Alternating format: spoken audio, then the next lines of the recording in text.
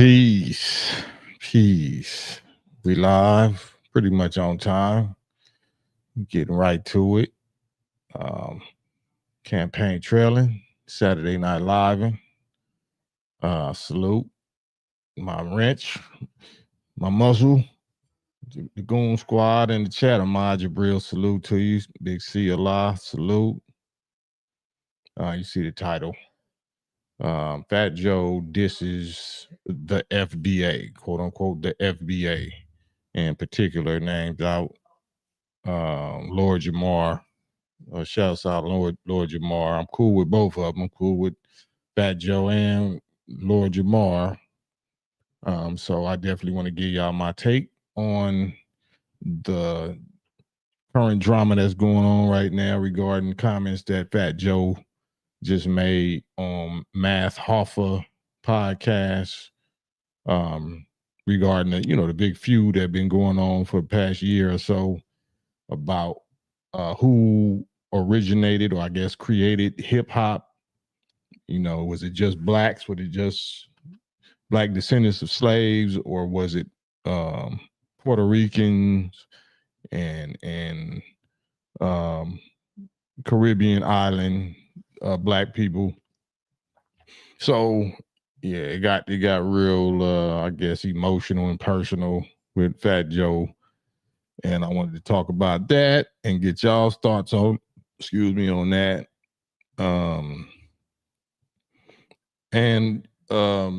Fat Joe's and other people's use of the N-word, strong use of the N-word, because we really on that tough, and our youth is really on that. Our youth is just all the way foul mouth, no type of respect or civilized language when it comes to hip hop or so-called hip hop or rap. And where did they get that from? Where did they get the inspiration and the motivation to be that disrespectful, just in general? Like, you know what I'm saying? Mainstream disrespectful, mainstream foul language, derogatory language, all of that. And how that's promoted on these mainstream platforms, mainstream media, whether it's radio or TV or movies, records or whatever. But you can't say that about these other folks who call themselves Jewish, and that's why the subtitle on here is, are DNA tests actually illegal in the state of Israel? I've been hearing that. I'm not sure if that's true or not. So I wanted to know if y'all knew whether that's true or not. Are DNA tests actually illegal? If for citizens, Ashkenazi, European, Jewish people of the state of Israel, because we want to identify, what a Semite or a Semitic person or actual Hebrew really is, and why they don't allow nobody to be derogatory towards their ethnicity or their race, or derogatory slang words, but they promote us or promote everybody to be derogatory towards black people, descendant of slaves, and that N-word. So I wanted to definitely jump into that subject and put the link up again, the StreamYard link, right away, and have a conversation about Fat Joe, my guy. But what I'm hearing at his age, I could see if he was 19 or if he was 20 or early 20s and he was speaking like that, because he didn't know no better. But knowing what I know about Fat Joe and knowing that he knows far better than that, I think my first time that I met him was at Minister Farrakhan's house doing either the first or the second East Coast, West Coast Squash the Beef rap summit. So, he knows much better than that. You know what I'm saying? To be saying what I heard him saying on Math Hoffa. So have y'all seen that interview? Have y'all seen that, that Math Hoffa interview or that clip that I think Tariq Nasheed posted just a minute, the to highlight 60 seconds of what he really said. And I'm gonna play it on here too. I just kind of waiting for some minutes to go by because it's cussing and I ain't want to do that, but I didn't have time to edit it or nothing. I'm not gonna show the video, but I'm gonna play the audio so y'all can hear it. But yeah, it's not a good look. Michael Love, good evening, peace, everyone in the chat. I'll be able to listen while I get ready for this flight to Cancun. I know that's right, man. Salute, be safe, travel safe. Farasarati.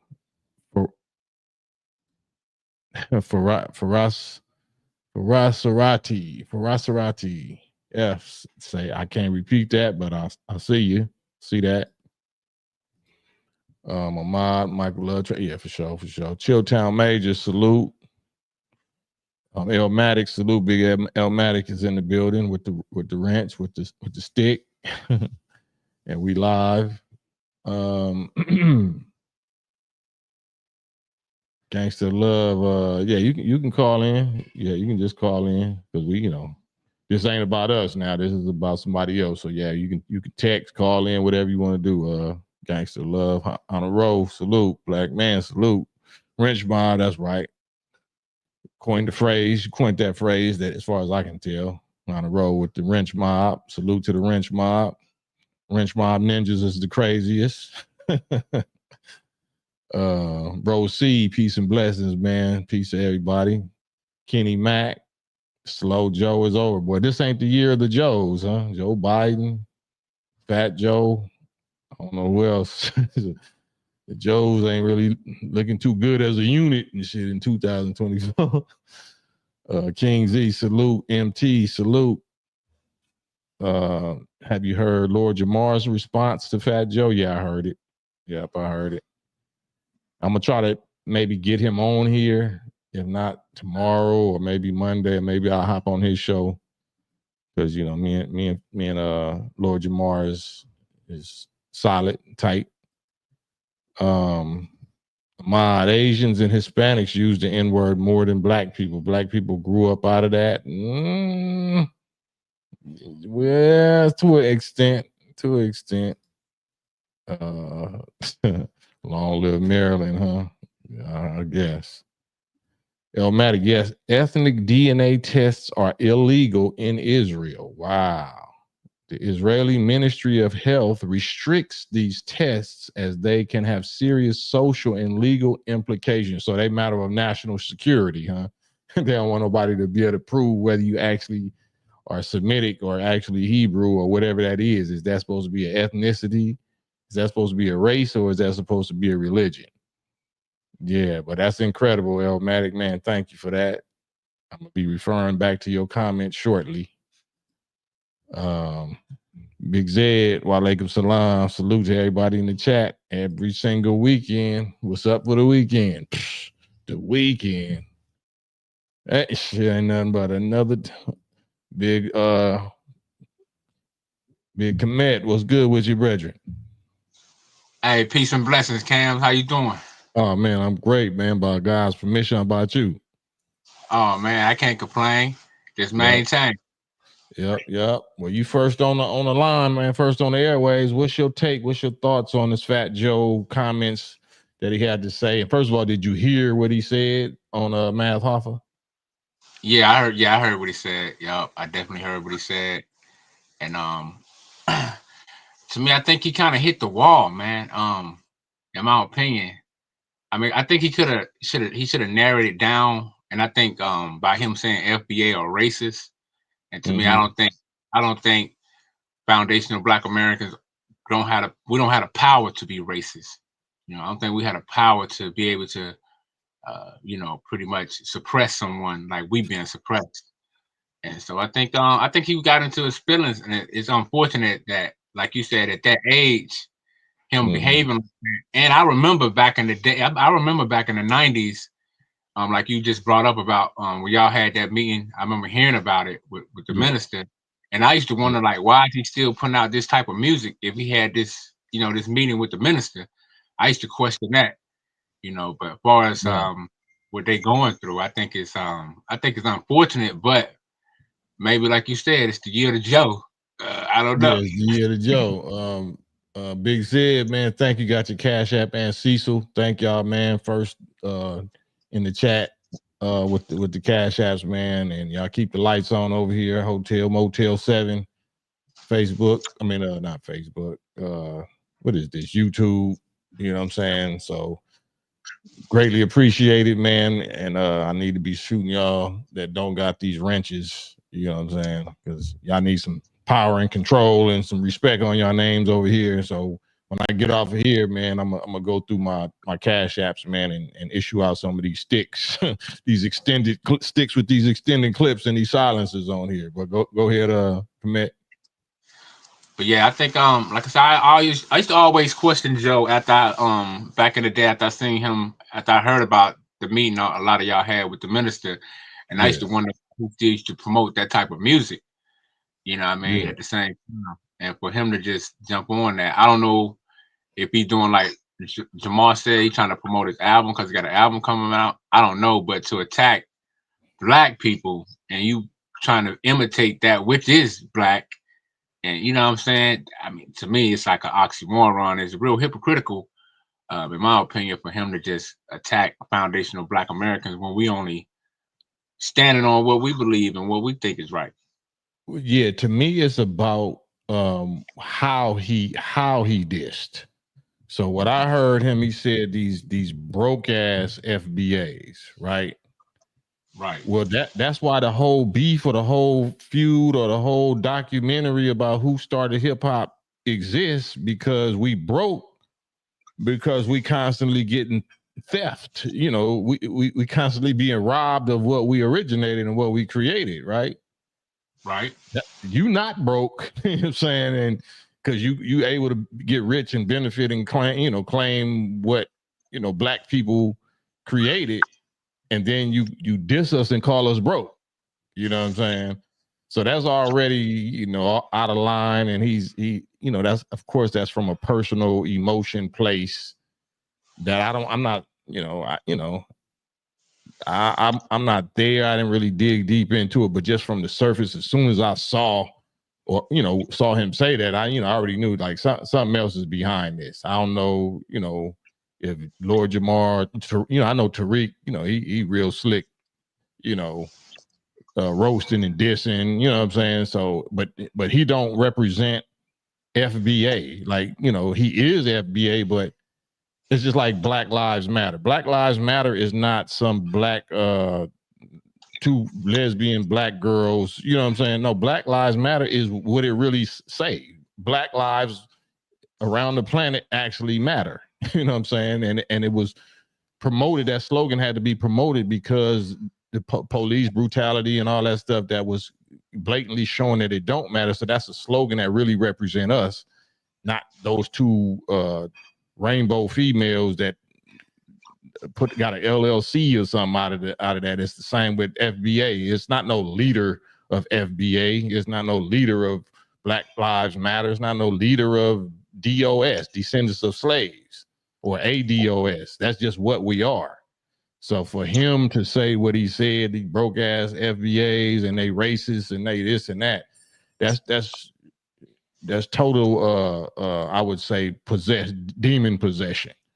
You've been possessed by some kind of demon or trauma or guilt or envy or something. Something then went on and trigger got pulled or whatever in his conscience or consciousness. So that's what it looked like to me. But I'm sure, once I dig deep into it, I can find out what the trigger really was.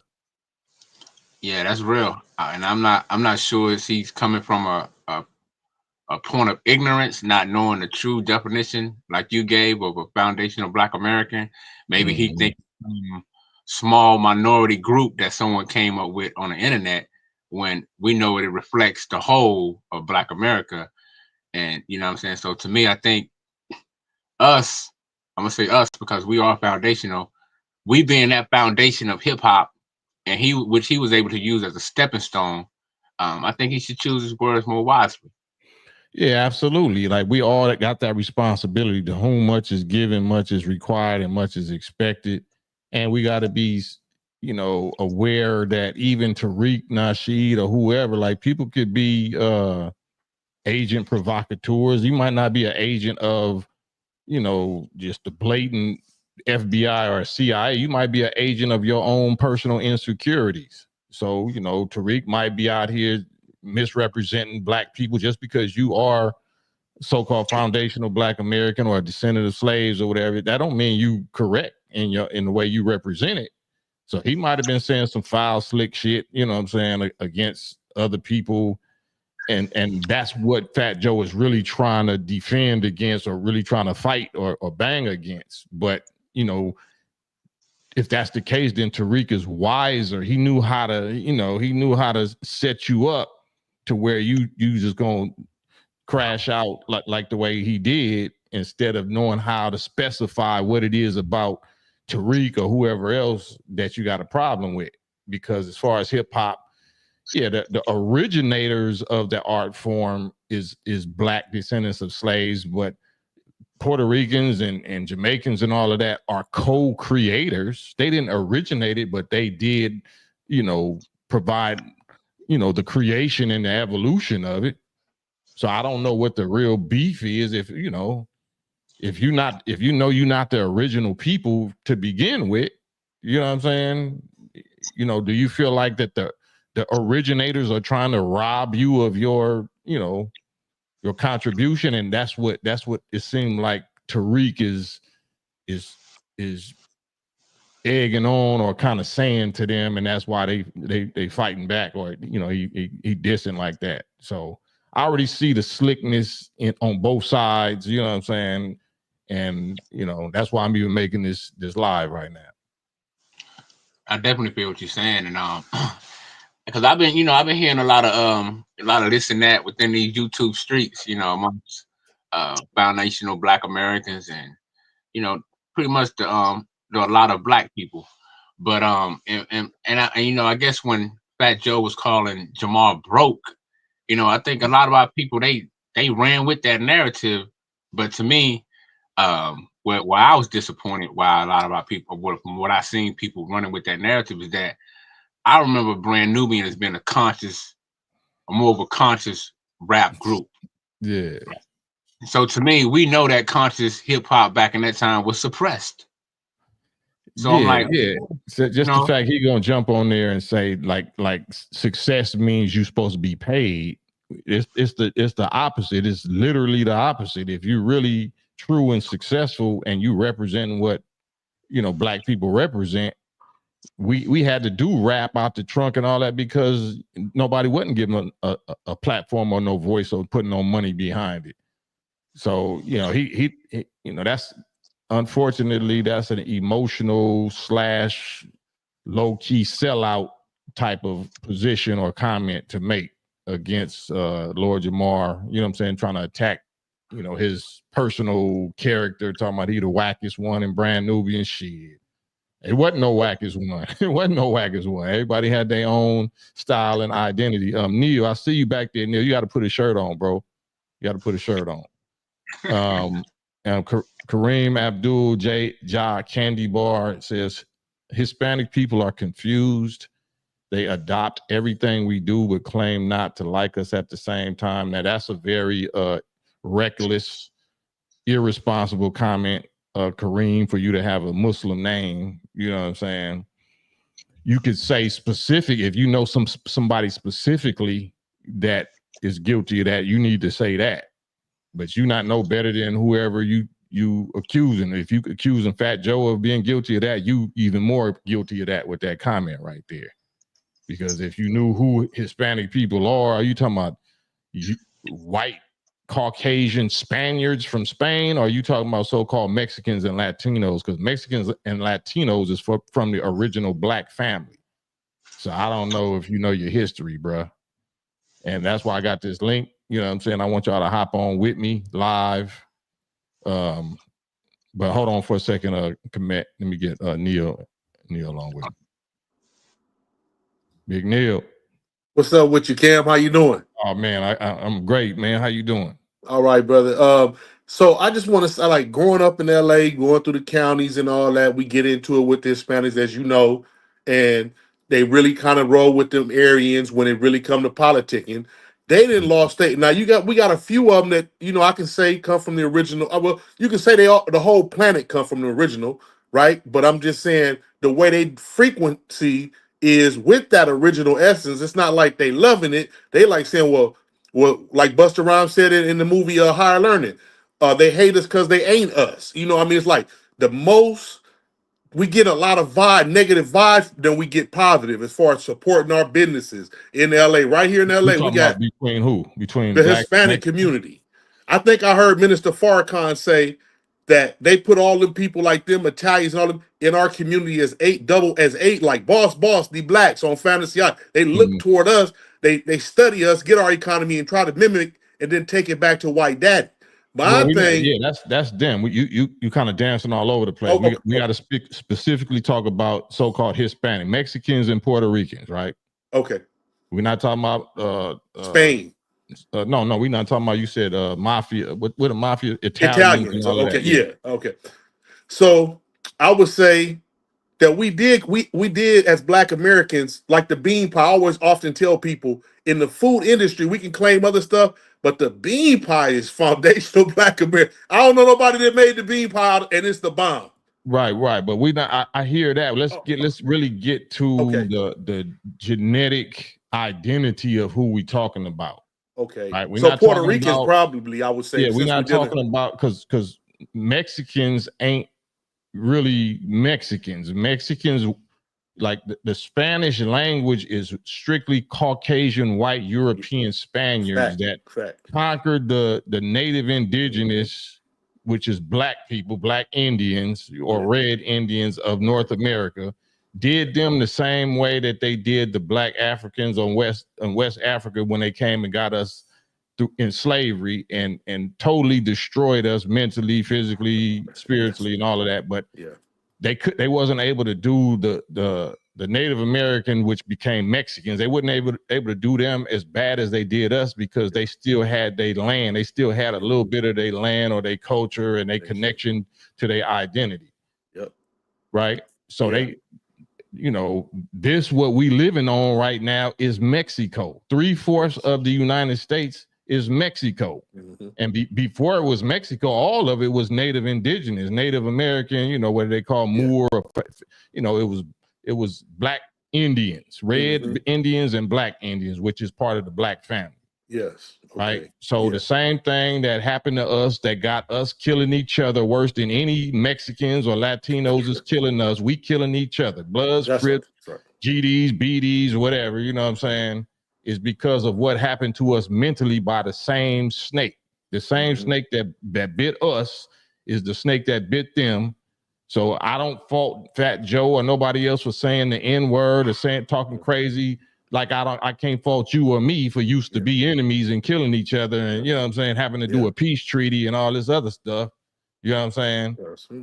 So it's not about getting like going back to teenage immaturity and not identifying the source and the root of the problem. I want to stay on the source and just nip it in the bud because we are the black descendants of slaves, so-called FBAs and ADOS. We are the originators of the art form or whatever known as hip hop, but we are not the only creators. Once we originated it, then our family that have blood mixed with our original family, whether it's Puerto Ricans or Mexicans and Jamaicans and Haitians, like they are co-creators with it. We started it, but they co-created it with us once it got started.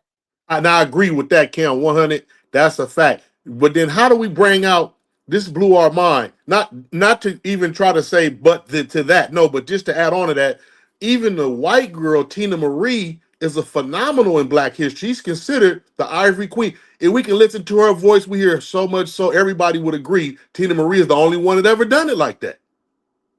So the creative spirit, if it's tapped into, will respond. Right, absolutely, but we just calling out the genetic identity because we all are. We're not spirits walking around. We we got races, we got genetic identities that we supposed to be proud of, that we supposed to stand on and make everybody respect us. So I understand Fat Joe position. I understand any Mexican person position, especially from the West Coast. The beef, between the South Siders in LA, you know what I'm saying, and blacks in the penitentiary, it didn't always start like that. I know the history. I know the history of how it started and when it started, and it was us. It was blacks that was brutalizing and violating the Mexicans when they didn't have the numbers. Keep it real. That's 100, Cam, with the BGF being the Brown Beret would say they learned that cadence and do all that workout and all that from BGF members. So we can go back. Beef between us. Oh, the beef, yeah, but I'm saying we can show the camaraderie way back when they seen the political stance we was taking, and they was right with it, the Brown Berets and all under the pan. But then, like you say, coming in, taking their boots, there's only 3 or 4 taking their shoe, stuff got I was there when they said to us, now there's no more heads up. You fight one, you get the whole burrito. I was a waste. That happened, but that happened because they had to unite and defend themselves. Because we was violating. Niggas was wild and savage, no discipline. You couldn't hold them to no rules and no laws that they gonna respect. Niggas is wild and violent, violating everything. Violating to this day almost. Real. If we don't got no discipline and we violating each other, then nobody else stand a chance. These niggas wild. We got to get together, and they wild animals. So as soon as one of them trip, we all gonna take off. We got to take off. You got to teach wild animals certain kind of lessons. You got to make wild animals respect. That's 100. That's 100. Yeah, and that's us. Yeah, I don't care what nobody say about it. Somebody get on here on this live and tell me that I'm lying. Yeah, that's real, Cam. So I'm gonna leave. I'm gonna confirm that as a point. That's a fact. I'm gonna say this and leave.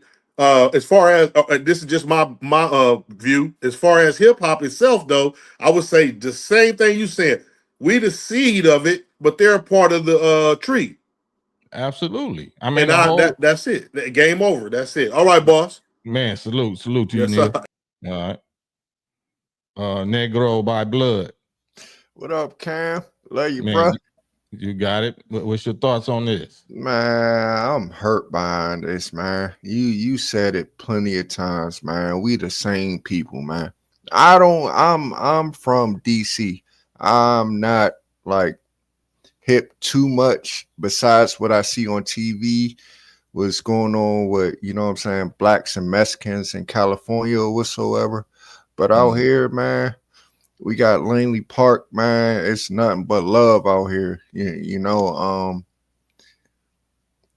How can I say this? The enemy uses us against each other. Absolutely. Like they did in the Bible, to defeat each other. Absolutely, but we gotta deal with first things first, right? Yes, sir. So if I'm walking with my daughter or walking with my wife or my homie or whatever, and a black dude run up on me, I ain't got time to worry about did the white man send him. I got to deal with him. You know what I'm saying? So that's where we at. We so bombarded now because with us, we so emotional and we natural warriors. As soon as you violate us and one life get took, then it's on. We ain't got the emotional focus to find out who sent it or who started it or who the real mastermind behind it. We on the battlefield. We in the trenches and shit getting it in. And by the time, we figure out who really started it, everybody then killed each other off. Right. So, can I ask you a question? Yes, sir. Why you think Fat Joe got on that podcast and did that? I mean, in his feelings, I believe he has been compromised mentally, whether he know it or not. And it got to do with, in my experience and view, trauma, certain type of trauma that at a certain age it acts out. I don't know how he been traumatized before, who traumatized him or whatever, but you don't just lash out and go personal and talking about broke ass ninjas and you know what I'm saying, like broke ass FBAs and going hard with the N-word when you 50 something years old. Right. You know what I'm saying? And you got children. If you got children that you want your children or your wife or your whatever, your people to be respected, you want Puerto Ricans to be respected, but you going hard with this nigga and everything, nigga and these niggas and these broke ass niggas, like it don't work like that. Right. Because as I remember, I mean, Lord Jamar is a broke ass nigga, whatsoever. Fat Joe is a nigga too, because his baby mother left him with his son and said she ain't want nothing to do with him. You know what I'm saying? Just like a nigga. You know what I'm saying? I ain't getting into they personals like that because it ain't. I'm not getting into personal whatsoever. But this what I'm saying. We all the same people. I mean, we could go deep back into hip hop. We go deep back into breakdancing. You know better than me. It was both of us doing breakdancing. Yeah, but the argument can like I said, and there's no diss. I don't know one way or the other, but the initial argument could have been some COINTELPRO shit. It could be some agent provocateur shit. I don't know Tariq Nasheed like that. I don't know what his motivation for poking that that subject. It might be sincere, and he might be tired of us getting robbed of all of our talents and our brainchild and our inventions or whatever, and then people that rob us calling us broke ass niggas because we let you rob us. He might be just as fed up. He might be 10 times more fed up about that than Fat Joe is about whatever he's saying about that. So it's still emotions. It's still people that's on emotional time instead of being on scientific time or receipts time or whatever. And, if you didn't originate it, just acknowledge that. Nobody is saying that you didn't co-create after it was originated, because it's still growing. It's still being evolved. It's still being created as we speak. You know what I'm saying? So I understand the argument. Like if I understand the argument. It's just who gonna be mature enough and put down their emotions or whatever and actually have a conversation. That's why I said salute to Lord Jamar, because he was calling for that. He was like, I hear you dissing me, Joe, but this and that personally on some personal, but let's talk about it. Come on the show. You went on Math Hoffa show, but they saying that, Math Hoffa might carry some of them same non-FBA, bitterness about the subject, because I'm hearing that he's not foundational Black America, so he's enabling Fat Joe and other people that's not, just same with DJ Academics and all that. So that it's supposed to, the conversation is supposed to be had, because all of that's also ties directly in with reparations and who should get reparations, who shouldn't, who should be the, I should say the priority, who should get the reparations first. So it comes down to all of that, and we living in that time, and whether we know it consciously or we just feel it subconsciously, we know that it's that time that subject is supposed to be addressed, because Pharaoh is about to be destroyed, and God is going to break this world down, or this Egypt down, and those who's supposed to get reparations are going to get reparations, but you ain't gonna be able to finesse God and the angels. Like, they know who's supposed to get what. Ain't nobody gonna be able to cheat or scam and shit when it come to that.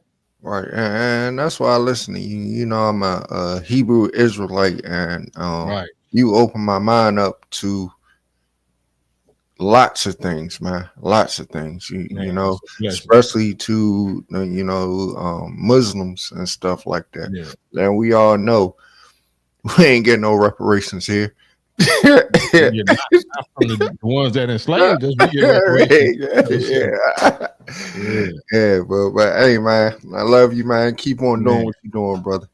Man, I love you too, big God. Man, my pleasure. Peace, bro.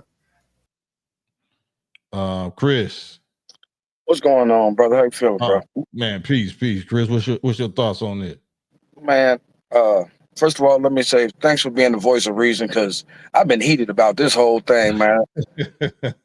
I think you used the right word, frustrated and emotional. So I'm just going to be honest about it. I am frustrated and emotional about it. Man, speak on it. I've been saying for years, man, Fat Joe is a racist culture vulture. I've been saying for years that he been way too comfortable. Every time Black folk get together, get to talking, here come this fat motherfucker putting his 2 cents in. Right? Let me stop you right there. You free to express yourself, but I got to put a disclaimer. Everybody that speak is free to speak as grown men and women. And just because I might be smiling or nodding my head, it don't mean I agree. It means I agree with letting you express yourself. So keep going. I ain't gonna interrupt you no more. Thank you, sir. I appreciate that. You know what I'm saying? Mm-hmm. But and this is just my personal opinion, my personal observation. I'm 45. Fat Joe, like I said, he's always had something to say. He's always, as soon as black people get together, here he go, speaking on something that really ain't his place to speak on. As far as the history of hip hop, I'm from Chicago, so them New York dudes already know how New York feel about it. Y'all feel like y'all the mecca of hip hop, and y'all feel like everybody in New York is the main ones that did it. Okay, cool. Speaking of somebody who witnessed pop culture, Fat Joe, bro, all you ever had was lean back, bro. What have you really contributed, bro? But a big mouth, and a big belly, bro. You know what I'm saying? Like you ain't never really been that dude, bro. And then, you know, in this country, Latinos have had a huge problem with being way too comfortable and being racist towards black people and thinking that we, specifically straight black men, and thinking that it's cool. Do you think they're more comfortable than we are dissing and killing each other? No, God, no. No one's more comfortable with us than that. Okay, so how do we got the right to fix our mouth to criticize them when we doing it to each other? Because when we do it to each other, and I first of all, let me put the disclaimer. I agree 100 with you on that point, right? That'd be my biggest point. However, I got two words for you, baby. In-house. It's an in-house.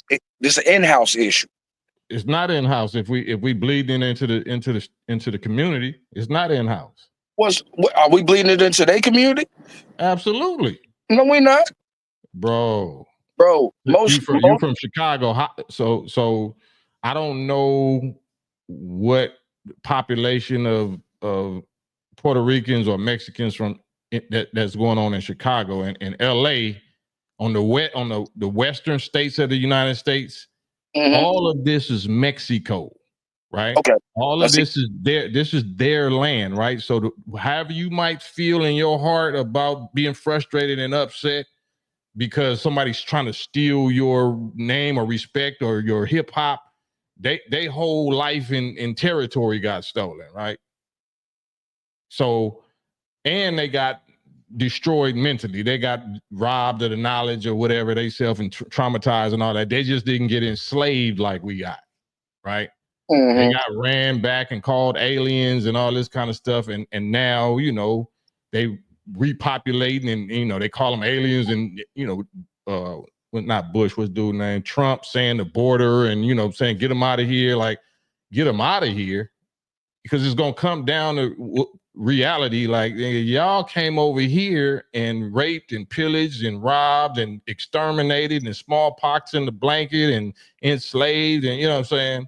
So every nation is angry. Every nation is trying to take what was theirs back. Mm-hmm. Right? And the Satans know to use all of our anger against each other. Make us focus on each other like we doing instead of all of us getting together and focusing on the one who was behind it all. Well, and I'm glad you said that because if we're speaking on hip hop, you got Fat Joe talking about some old Latinos had a huge part in hip hop, and no, you didn't. Stop it. Yeah, they did. Yeah, they did. I disagree. I know for a fact they did. Bro, again, I'm from Chicago. In Chicago, Latinos have not had no significant weight in the hip hop community other than to bite off of us.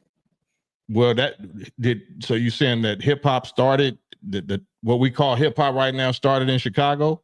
No. I agree that it started in New York. I'm saying as someone who observed growing up in Chicago. See, well, we talking about where it started from. We're not talking about the styles of hip hop that we like or the demographic of people that might be in our city. We gotta look at the Mecca. We can't look at LA and Chicago. We got to look at where it started. Wherever it started, wherever ground zero is, wherever the Big Bang started at, that's where you got to focus at.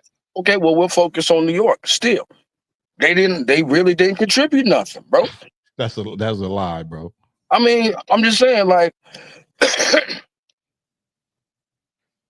people, okay, growing up, I knew the Beastie Boys, Mhm. Deborah Harry, Rick Rubin.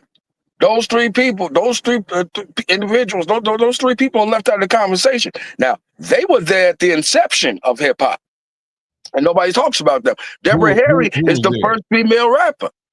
That's absolutely false. Rap goes back to the 30s and the 40s, but we talking about this thing that we call hip hop. Yeah, and I'm talking about hip hop. With hip hop, the first female rapper is Deborah Harry. One of the hip hop That's started in absolutely New false, York. bro. Hip That's hop as we absolutely know it. false. Bro, listen to me. Listen to me.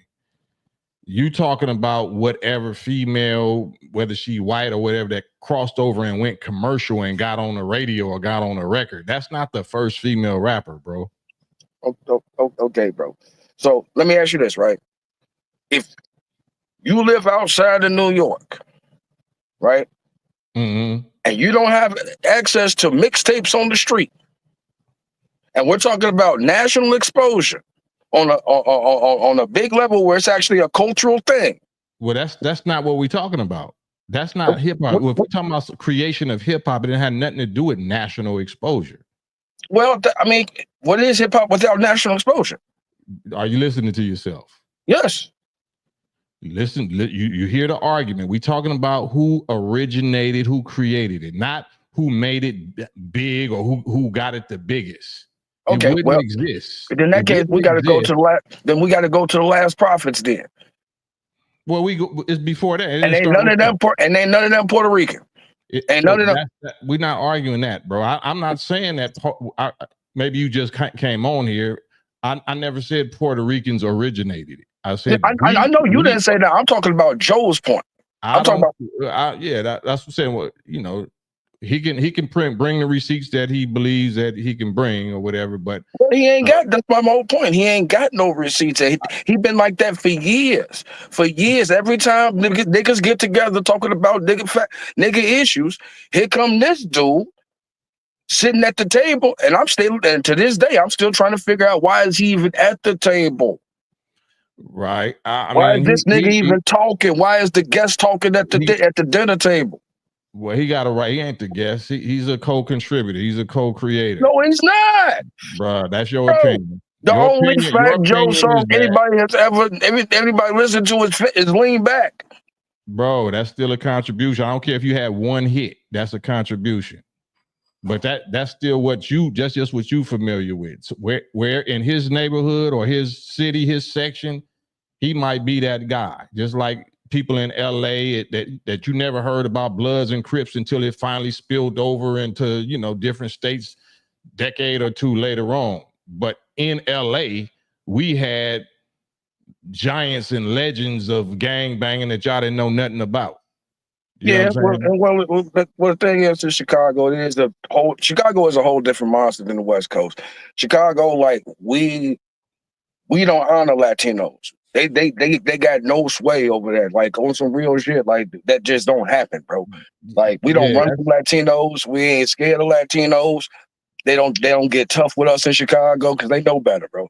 They do that on the East Coast and West Coast. In the Midwest, they don't try that shit. In the Midwest and the South, Latinos know better. They know to be real motherfucking quiet. Bruh, that sounds tough. That sounds good and tough. But bro, I'm not trying to be tough. It's a fact in Chicago. Can I finish, brother? Yeah. You know what I'm saying? That's what I mean by the emotional, the ego, the tough guy, macho emotionalism, right? That I had nothing to do with what we talking about. You know what I'm saying? That's a COINTELPRO agent. Like I said, so many of us as COINTELPRO agents, we just don't get a check from the FBI. We agents of our own demons. We agents of our own ignorance, our own frustrations, our own, So we do J. Edgar Hoover's job for him. And they ain't, you know what I'm saying? Because our emotions is what works for Satan. Instead of sitting back and like, man, well, let's just talk about it. You know what I'm saying? What do I got to be mad about? Why do I got to say these niggas ain't tough or they ain't no soldiers or they ain't no warriors? And That's what we've been saying against each other. That's why we killing each other up in Chicago. That's why Chicago is a murder capital of the United States, right? It's Are true. you proud of that? Somewhat, yes. You smiling. So you smiling. All right. Well, I'm gonna holler at you a little later, Big Chris. All right. Gangster Love. Cam, what's up, homie? Can you hear me? Yeah, I hear you. Can you hear me? Yeah, I can hear you. Man, Hey, what's your so thoughts look. on this, G? Hello? Uh-oh. Hello? Man, something happened. Here go the StreamYard link, though, man. You know what I'm saying? I want to hear from y'all. I'll be quiet, but I don't want to let... Cam, can you hear me? Yeah, there you go. I hear you now. Okay, my bad, bro. Hey, can I be objective? Of course. You can be whatever you want. You represent you. Go ahead, speak. Hey, can you hear me? Yeah, I don't know what's going on, bro. Let me switch you over here. Can you hear me now? Yeah, I don't know what happened, bro. Just come back on the live. Where's the StreamYard link? I put the StreamYard link up, man. I want to hear from y'all. I want y'all to speak y'all piece. I don't want to interrupt you. You know what I'm saying? But I'm not gonna let this is a platform, and salute to everybody that's on the chat. If y'all don't mind, hit the like button. It's an important conversation. Let's share it. Let's participate.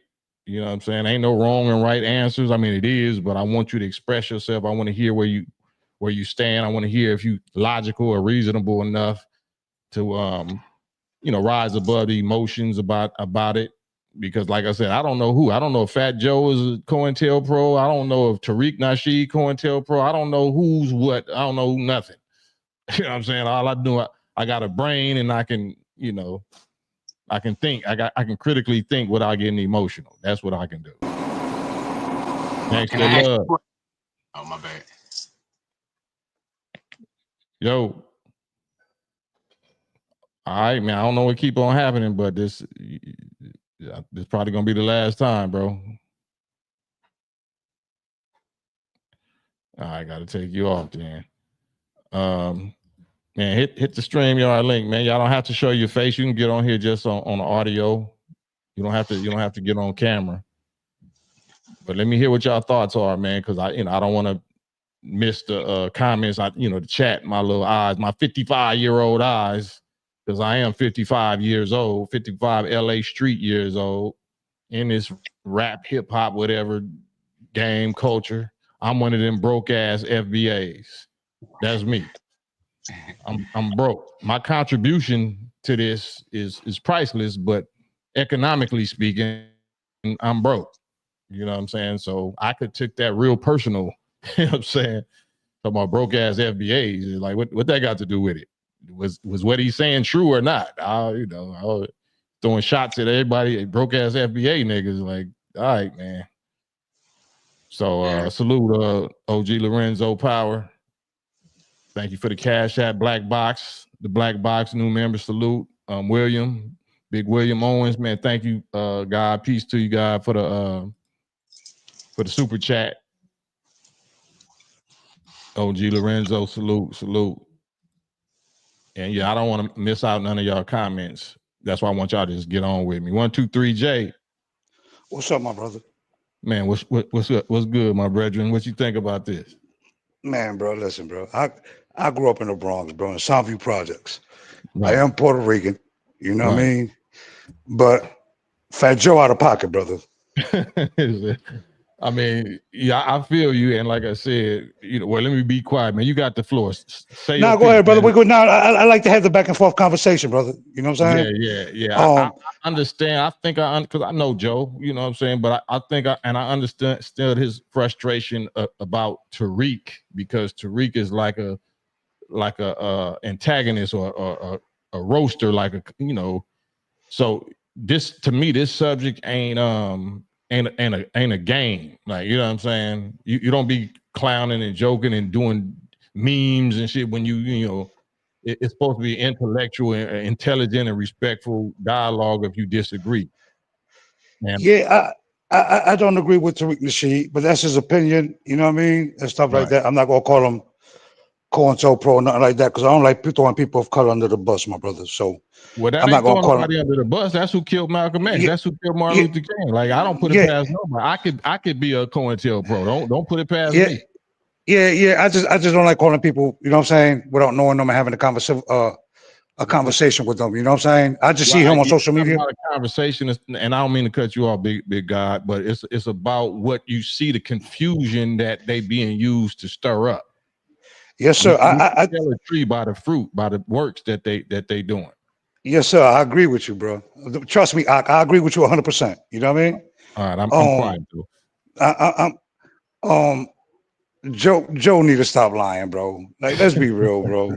You know what I'm saying? Bro, we did not create. You wrong. I'm not saying that you're wrong at all, but you would know better than us. So for the next 60 seconds, I want you to, lay it out and let me know and let us know, your My view, because I'm 50 years old. I'm not that much younger than you, right?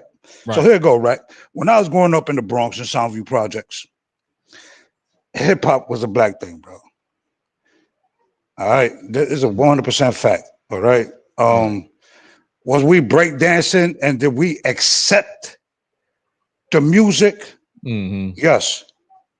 We grew up in the same circumstances. You understand what I'm saying? Right. So in New York, we looked at each other as the same. Now you had some of them Puerto Ricans, you know what I'm saying, that were out of pocket. You know what I mean? And a lot of Puerto Ricans that had their own black brothers were banging against the Puerto Ricans. Right. You see what I'm saying? So there's a lot of Puerto Ricans that don't play that will bang against a Puerto Rican if he try to play himself against somebody black. Right. I'm one of them people. You know what I mean? Right. So not all black brothers gonna be my brothers, and not all Latinos gonna be my brothers. All right, that's right. That's right. You feel me? So I understand, right? And I get it. You know what I mean? With Kool Herc, for him being from Jamaica and all that. Yeah. I get it. Hip hop elevated. You know what I'm saying? Like crazy. But we have to be honest of the creation of it. Did we contribute to it? Yeah, I say we contribute to it. You know what I mean? I say we contribute to it. Not a lot, but certain things like with the Timberlands, because Timberlands were for like construction workers and stuff like that. You know what I'm saying? Right. Some of the lingo here and there, you know what I mean, that people that ain't from New York ain't hipped on. Right. You know what I mean? So some of the lingo and stuff like that. I say, yeah, we contribute a little bit to it, but the creation of it, we are olive branch off of hip hop. But my problem with Joe is that this is supposed to be a us thing, not a me thing.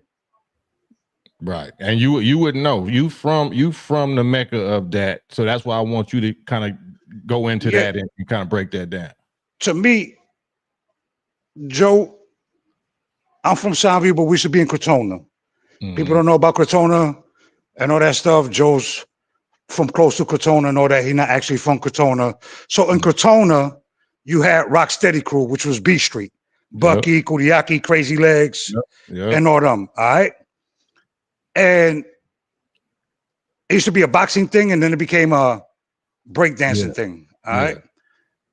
Breakdancing to me was more of a mixture of the way they danced and blues and jazz with a little bit of punk and rock, and then just grinding on the floor and stuff like that. You get what I'm saying? Right. So like people like James Brown, the people that Bill Clinton had dancing for him and stuff like that.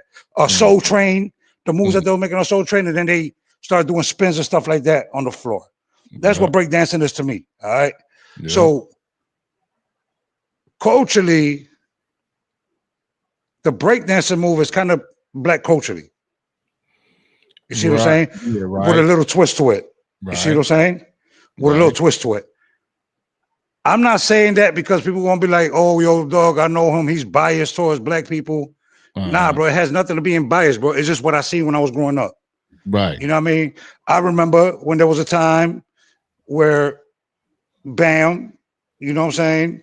When he was up and moving, you had a lot of brothers that was in Zulu Nation, and then you had a lot of Puerto Rican in Zulu Nation. The same thing with the Black Panther Party. Right. And the Young Lords, which my dad used to be. Right. You see, there's been what's happening is that they put the Hispanic and Latino in there, and they're grouping everybody as one. Let me ask you this. I hear all of that, and I'm right there with you. But as a Puerto Rican, from what you know genetically, what are Puerto Ricans? I'm black. Right? I'm black. Say that again. So what are Puerto Ricans? Not just what are you. What are Puerto Ricans genetically? Black. Black. We're mixed with other groups of people, but primarily black. Yes. But you see, the majority of descendants of slaves is not blue black like in Africa. No, that means I look just like you, brother. We mix too, right? Yeah, I look just like you, brother. That's what I'm saying. I just because I do Israelite doctrine, so I got my beard and everything. You understand what I'm saying? Right. Me and you was about the same complexion. My point though is, so why are we tripping as though Puerto Rican ain't black? It's a handful of people. Look, what Lord Jamar did, bro. What Lord Jamar did, I think was the best thing ever. You understand what I'm saying? That's why I feel like he played himself.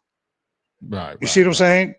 Because what Lord Jamar did to me, I'll talk about some conversation that he had before this came up. He said it clear as day. I'm not saying that they wasn't there. We're just talking about the creation of hip hop. You see what I'm saying? Well, let's talk about the word creation, right? So it's a difference between origination and creation. Yes, right? sir.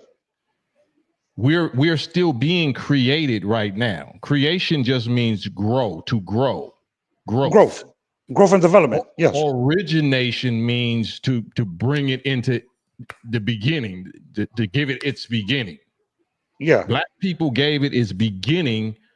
Puerto Ricans are creating or helping to create it. Yes. You understand? Originally is just from, we say so-called black. You know what I'm saying? Right. Absolutely. Originally it's so-called black, and the creation of it was all these other groups of people that you see in it now, from Mexican to Puerto Ricans to even white people now. You know what I mean? So it's evolving. That's called creation. Yeah, it's creation. Right. But the origination of it is from black people. Right. But that, I don't think that's what nobody is arguing. And to me, that's a childish, irrelevant argument, because just like us, you know, if you're in the Bible, like, or, you know what I'm saying, ye are all gods, children of the Most High God, right? We don't claim to be the first one, but we claim to be gods, right? So we we continue where the originator started off. So we all are creating this. We ain't all the originator of it, but we are all the gods and the creators of it, right? Yes, sir. So that's what I'm trying to get everybody to see. Like I said, I'm not blue black. I'm diluted with the devil's blood. You know what I'm saying? So am I. So why? So you know, this to me is just all of us suffering from ignorance of the knowledge of our real selves. It is, but you gotta understand though, we've been broken though.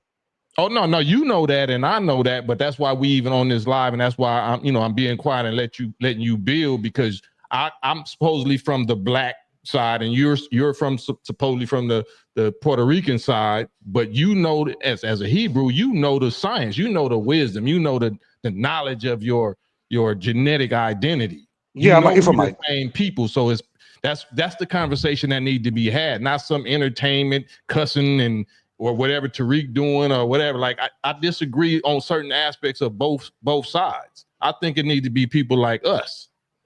Yeah, to have the dialogue. Yeah, to have the dialogue. And I think that people dwell on the past too much. The Puerto Ricans and black beef before, yes, they did. You know what I'm saying? But not all of them are like that, bro. You can't group just because one person. It's like Fat Joe, right? I'm gonna keep it real with y'all, because y'all don't know nothing about New York City or the Bronx and nothing like that. Y'all ain't grow up during the time that we grew up. Right. So Fat Joe was bullied by black people, bro. Oh, okay. You understand what I'm saying? That's probably what it is. It's probably what it is. I see Davo say, nah, Cam, Fat Joe said that blacks and Puerto Ricans started hip hop in the 50s, 50-50 or something like that. But that's not true. Yeah, that's not true. I think we establishing that, and we bringing out some nuances that they ain't really touched on because creating wise maybe 20%, but we was the first to adapt it. You understand what I'm saying? But that's still creating it. It's still being created. You understand what I'm saying? But it's not 50-50 though, brother. No, I'm not saying it is. I'm not saying that, but I'm just saying even if it's not, even if you was only there 10%, but if you was there at the beginning and you add and you added or you grafted, 10% and contributed 10% from the beginning on its creation, you're still a co-creator. You're not the originator, but you are a co-creator with the originator.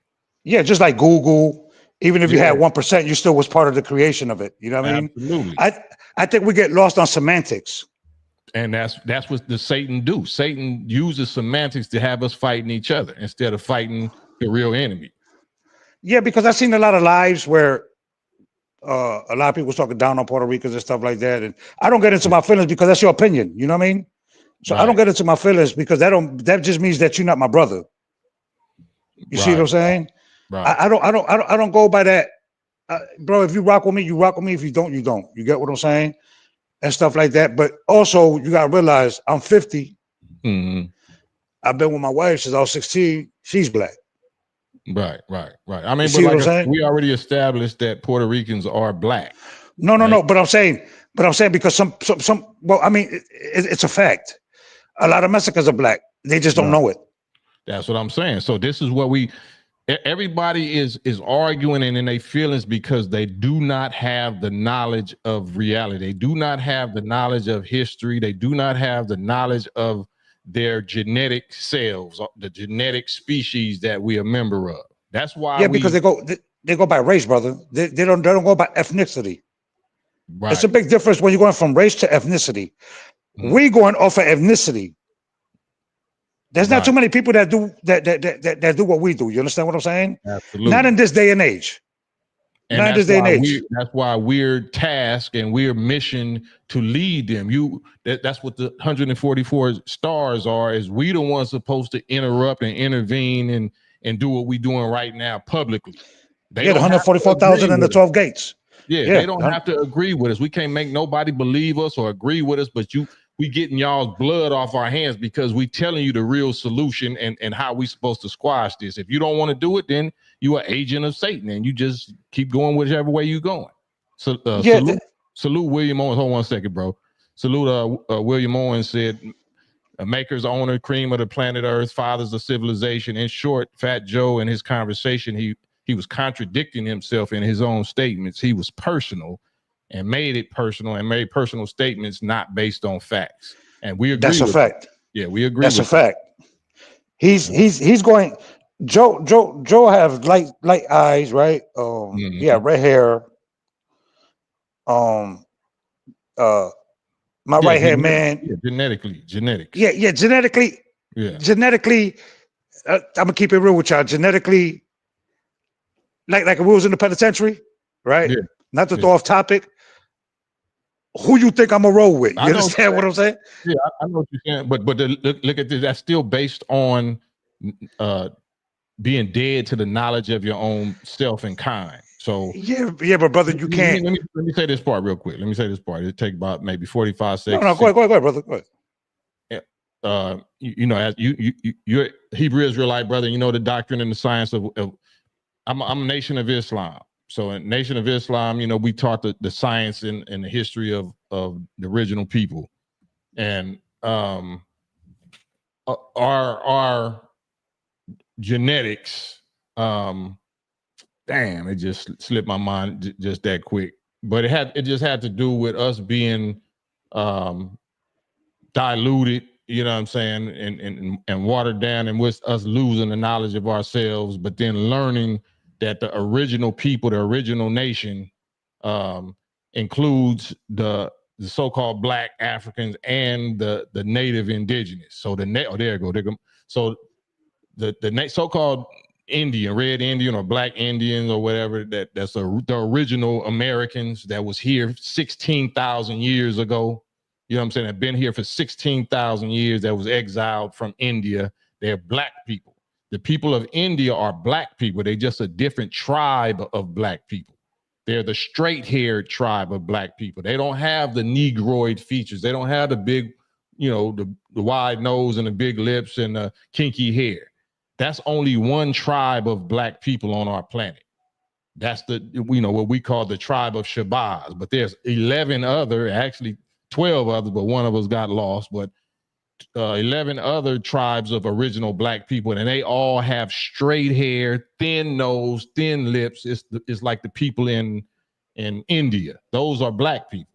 So if you mix, if the white haired devils come and conquer and rape and mix their blood with those straight haired black people, then they look just like they look like white people, and they'll start siding. They'll take on the Aryan they're gonna go along to get along, you know what I'm saying, and try to mix in and change their names and side with whoever the conquistadors are. And that's what's been going on. Yeah, they side with them because they feel like one group of people don't even mess with them. You see what I'm saying? So even when they do try to come at peace, like even here where I live right now in Texas, you know what I'm saying? I'm not used to seeing them saying the N-word. You see what I'm saying? Right. I'm not used to that, right? So I'll be like, yo, dog, out of respect, just don't say it around me. Yeah. Even though this brother allow you, you know what I mean? Yeah. Just don't say it around me, because I don't like saying it around other people either. You know what I mean? Right. And I don't use it in my vocabulary. I used to. I'm not gonna lie, but I try not to use it in my vocabulary at all. Right. So what happens is, I think that we have so many people that are misled. Like even like when you look at the Nation of Islam, even the Nation of Islam, Farrakhan, I'm not one of them brews, bro, that be like, oh, they Muslim, I don't pump with. I'm not one of them brews, you know what I mean? Right. That bro, if you my brother, you my brother. I don't care about none of that. What you believe in? You understand what I'm saying? Right. And you can tell, like you said earlier, by a person's works and track record whether they're your brother or not. Yeah, by the fruits of their labor and their works. You know what I mean? So even when they're on the highways and byways, you know what I mean? So when you look at it, like even Farrakhan, right? When he teaches that, you know what I'm saying, who the true people are, you know what I'm saying, from the book and all that. You know what I mean? So we gotta stop letting the semantics of that. I'm Muslim, I'm a brew, I'm this, I'm that, to divide us, bro. All that stuff is a division, bro. I don't care. As long as you believe in God, I'm cool with it. Right. As long as you believe in truth and righteousness, you ain't even got to believe I'm in good. God. You know what I'm saying? I'm good. Yeah. Treat me the way I want to be treated, and that's the law. I don't care who you believe in. But I appreciate you, Big OG Jay, and peace and love, man. I'm gonna sub to your channel, dog. Man, salute. Same here, bro. All right. True story. Peace, bro. What's your thoughts on this? Hey, peace, my brother. First, gotta say assalamu alaikum to you. Peace to you, my brother. Wa alaikum salam. Salute. Yeah, I want to definitely touch upon the subject that you're talking about right now. First, I want to say that I want to make sure I correct the record. When I was asking that question of you about Master Farad Muhammad, I was posing the question as someone that is blind, deaf, and dumb. Like how they ask the question. Because they don't say who is, they say who was. So I was making sure that, you know what I'm saying, that I correct the record. I wasn't saying it in that manner. You know what I'm saying? Like, I'm like, oh, my brother hit me up. I'm like, no, bro. Don't do that. Don't you ever in your life. All good. That's all good. I want to touch on what you're talking about right now. I'm 57 years old. I'm from Astoria and Jamaica Projects, Disco Twins, DJ Parks, in the park before hip hop was even on the record, right? Before that time. Here's the thing, and I believe that you hit it right on the head. Is this that people that describe themselves, right, name themselves African Americans, those group of people created hip hop. There's no doubt about it. There's a record of it, a visual record of it. Now, even with breakdance, originated it. Yeah. Right. Like, and I'm going to get to that. Like, created it it's in the process of being created, to your point, right? So as it is being created, the genesis of it, the beginning of it, you can see with breakdancing, you can see dancers that would define themselves African American. You would look and say African American, right? Mm-hmm. That they're jumping up and on off the ground, getting down on the ground before there was even a word called breakdancing. Talking about 1950, 1940s. Now, when Puerto Ricans, let's say there's a project called Ravenswood, people that from New York will know this. Puerto Ricans came into this and they innovated, right? They're part of the creative process.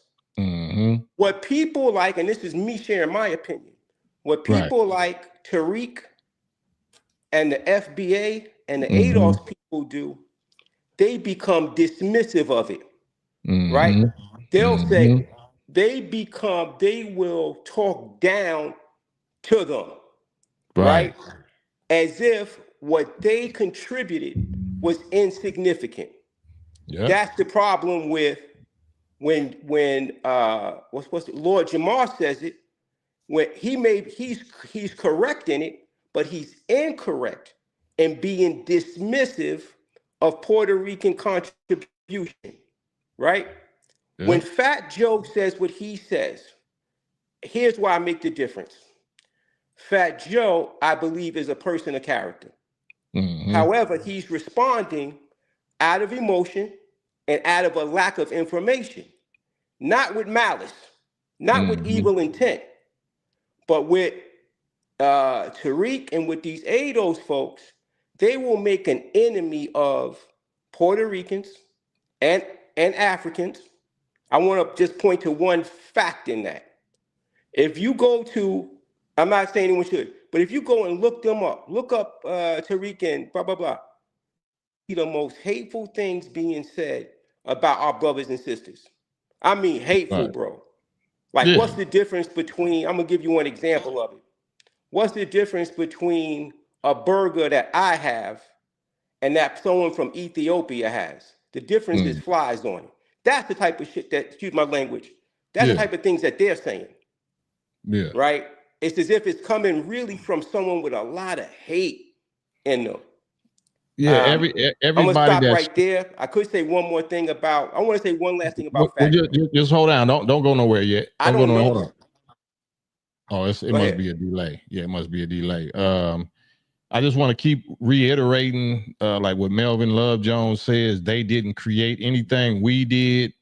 That's part of the COINTELPRO, because we are they and they are we, right? But we clearly are distinguishing between originate, means bring it into existence out of nothing, and create. Create means to grow, to constantly grow and evolve something.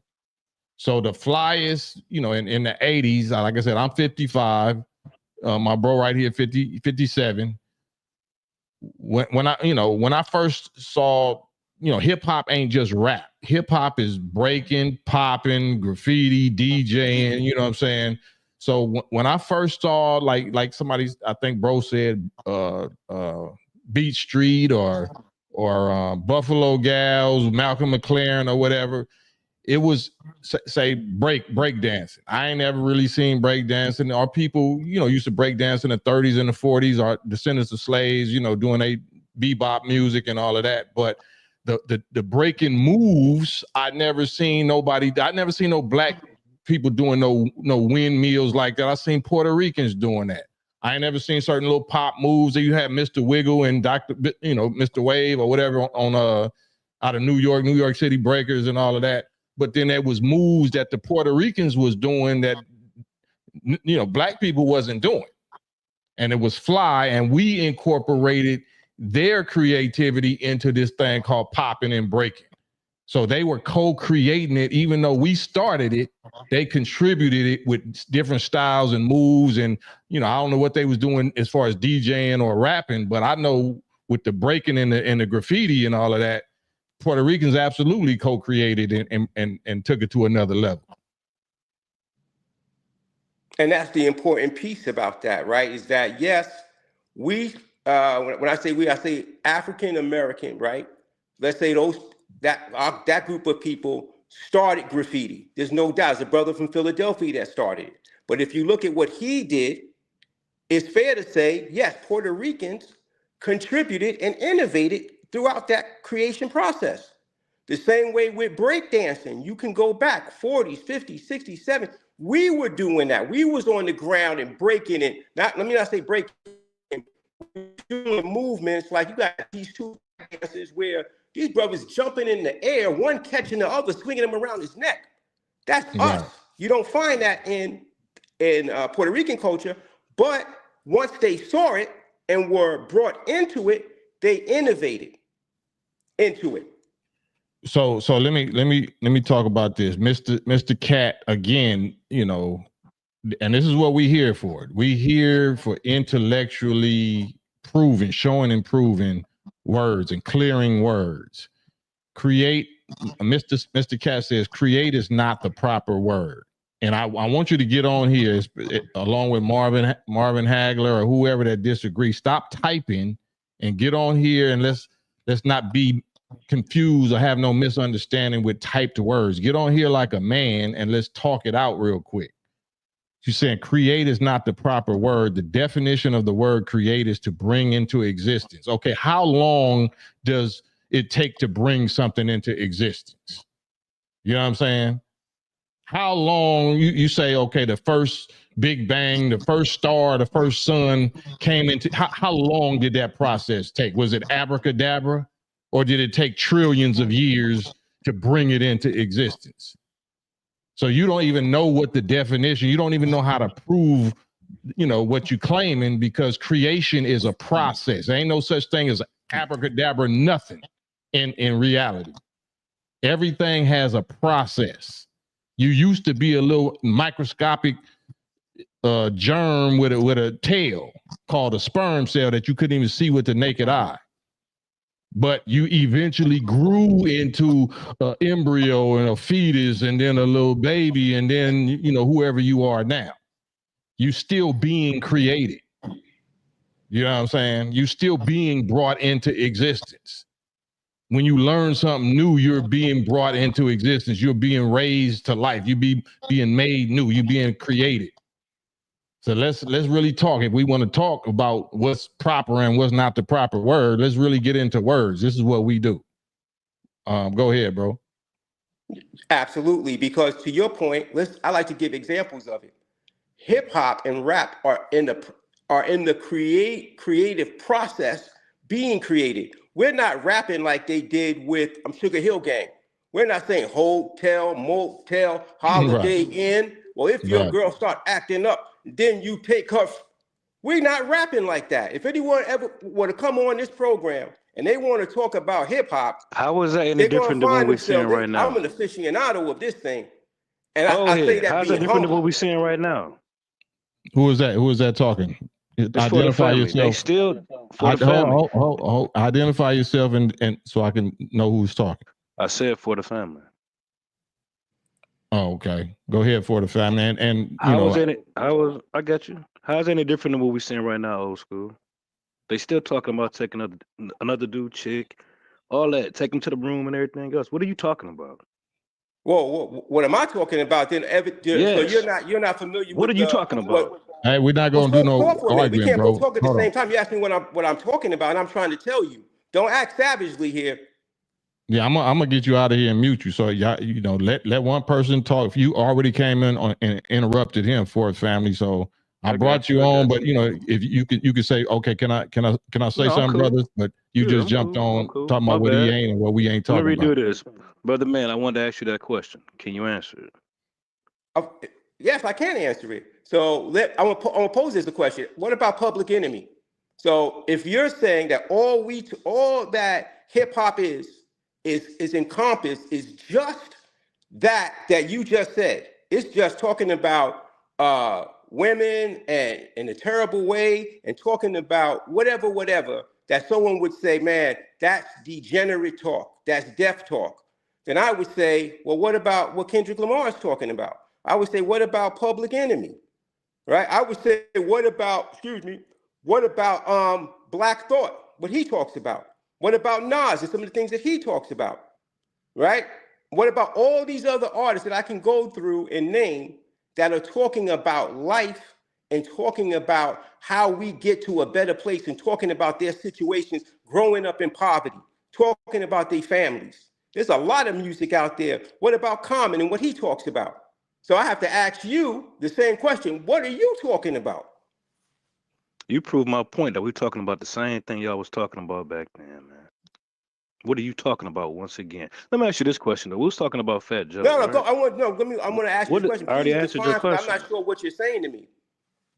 Okay. Where you lost that? I want you to expand on what do you mean by we're talking about the same thing? What is the same thing? We're talking about the struggle. We're talking about hope.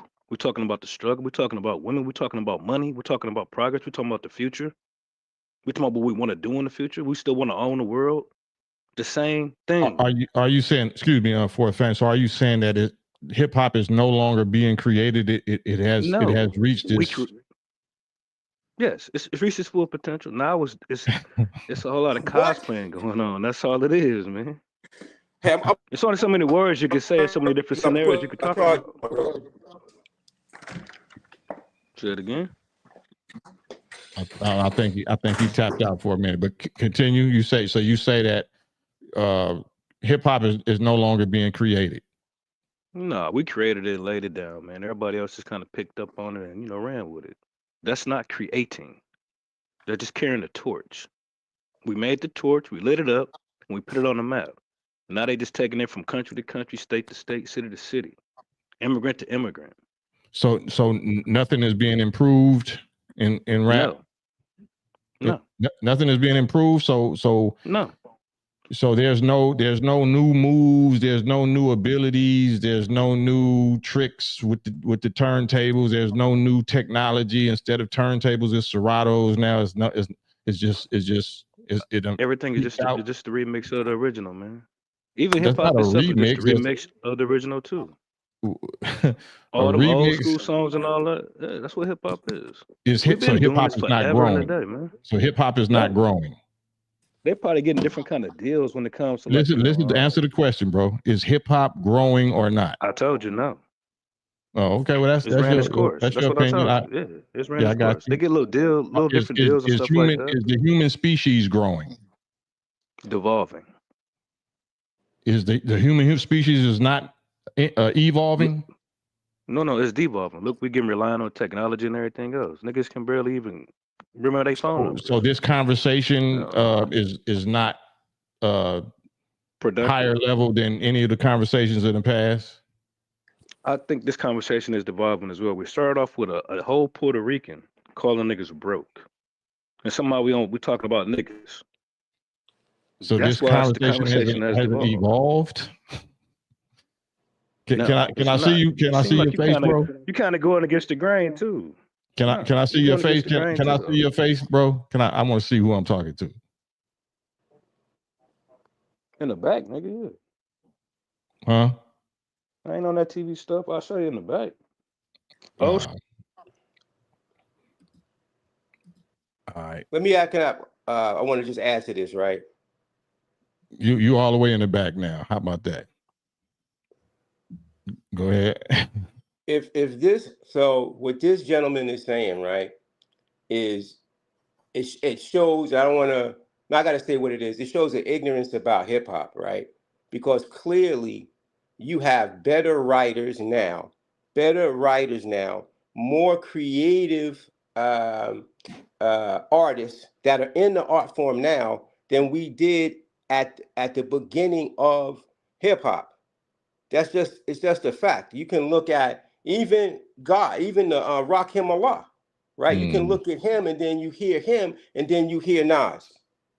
There's clearly an evolution of the ability to write, to create a song, the rhyme schemes, the concepts.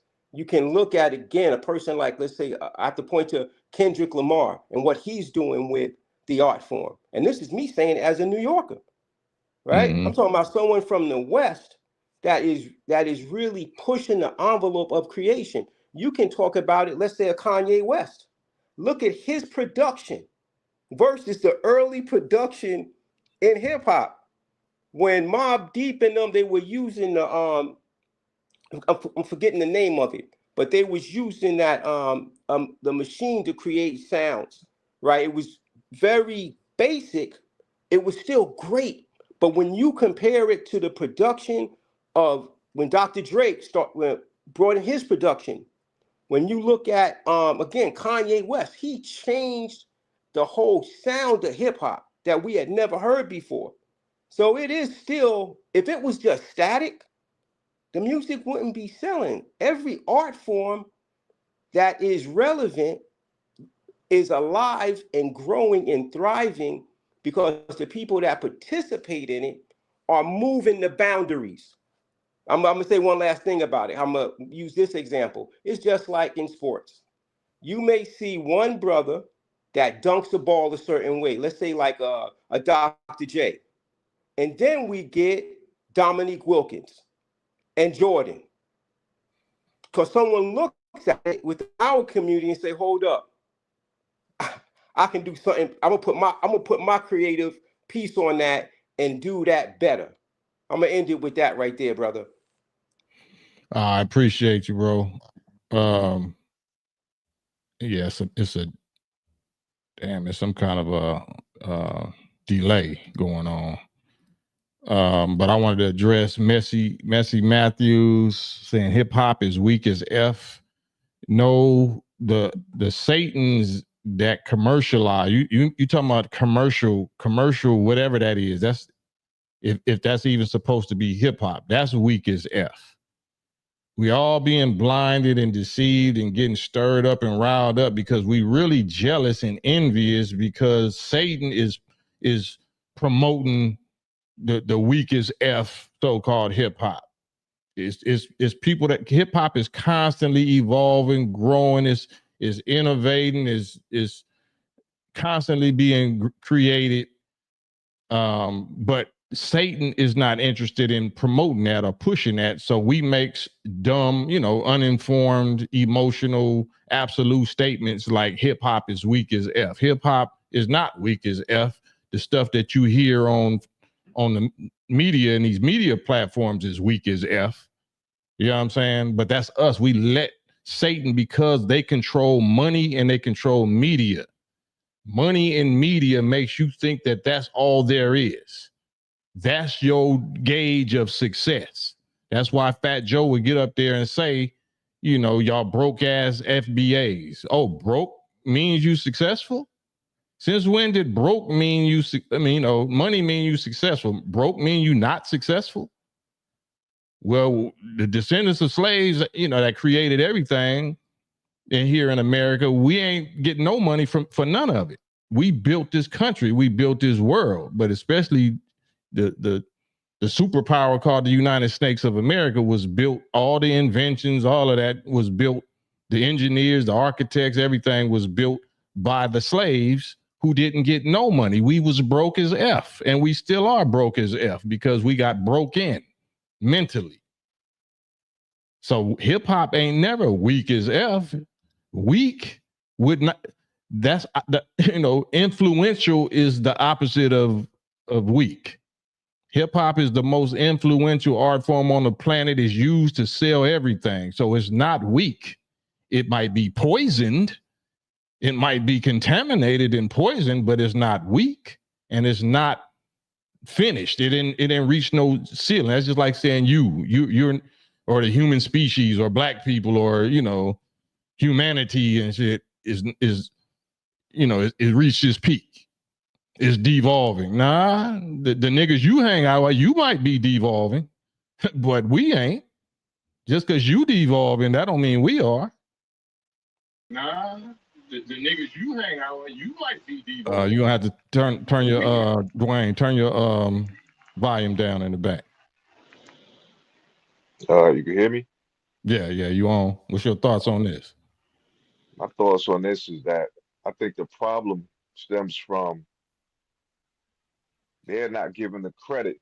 They're not saying it. So we have to say it. So what's the problem with that's like we saying black people created the NBA. We know that we didn't create the NBA, but we know what we did do. We went in there and put our stamp on it and made it to what it is today. Yeah. So all they have to do is say, because we come from millennials that so many things have been already taken and stolen from us, including patents and things like that. Let me just say, I respect you. I respect your knowledge. I respect everything you. I watch you all the time. Man. Sometimes, I don't like to get on, but I have to on this because Yeah. they say that I think they're being more dismissive to us than we are to them. You Absolutely. know what I'm I saying? agree. We have to get credit for something. You know what I'm saying? Why can't they say, yo, black people created this, we loved it, we wanted to contribute, we wanted to join it. We thank them for like giving us something we love, but it's like you can never supposed to give us any credit. You know what I'm saying? So now you get sensitive and it becomes offensive. So then now we gotta say, nah, y'all didn't be telling the truth. If they could, I don't know if you know, but Lord, I'm sure you probably heard Lord Jamar invited them to a debate and no Yeah. one showed up. So how come they couldn't take their stance then? And he had like the Puerto Rican pioneer rappers who came there and said when they got into it, hip hop was already started. So it's like they trying to use Jamaicans and Puerto Ricans who I have no problem with to like do a hostile takeover of hip hop and give us no credit for it. Mm-hmm.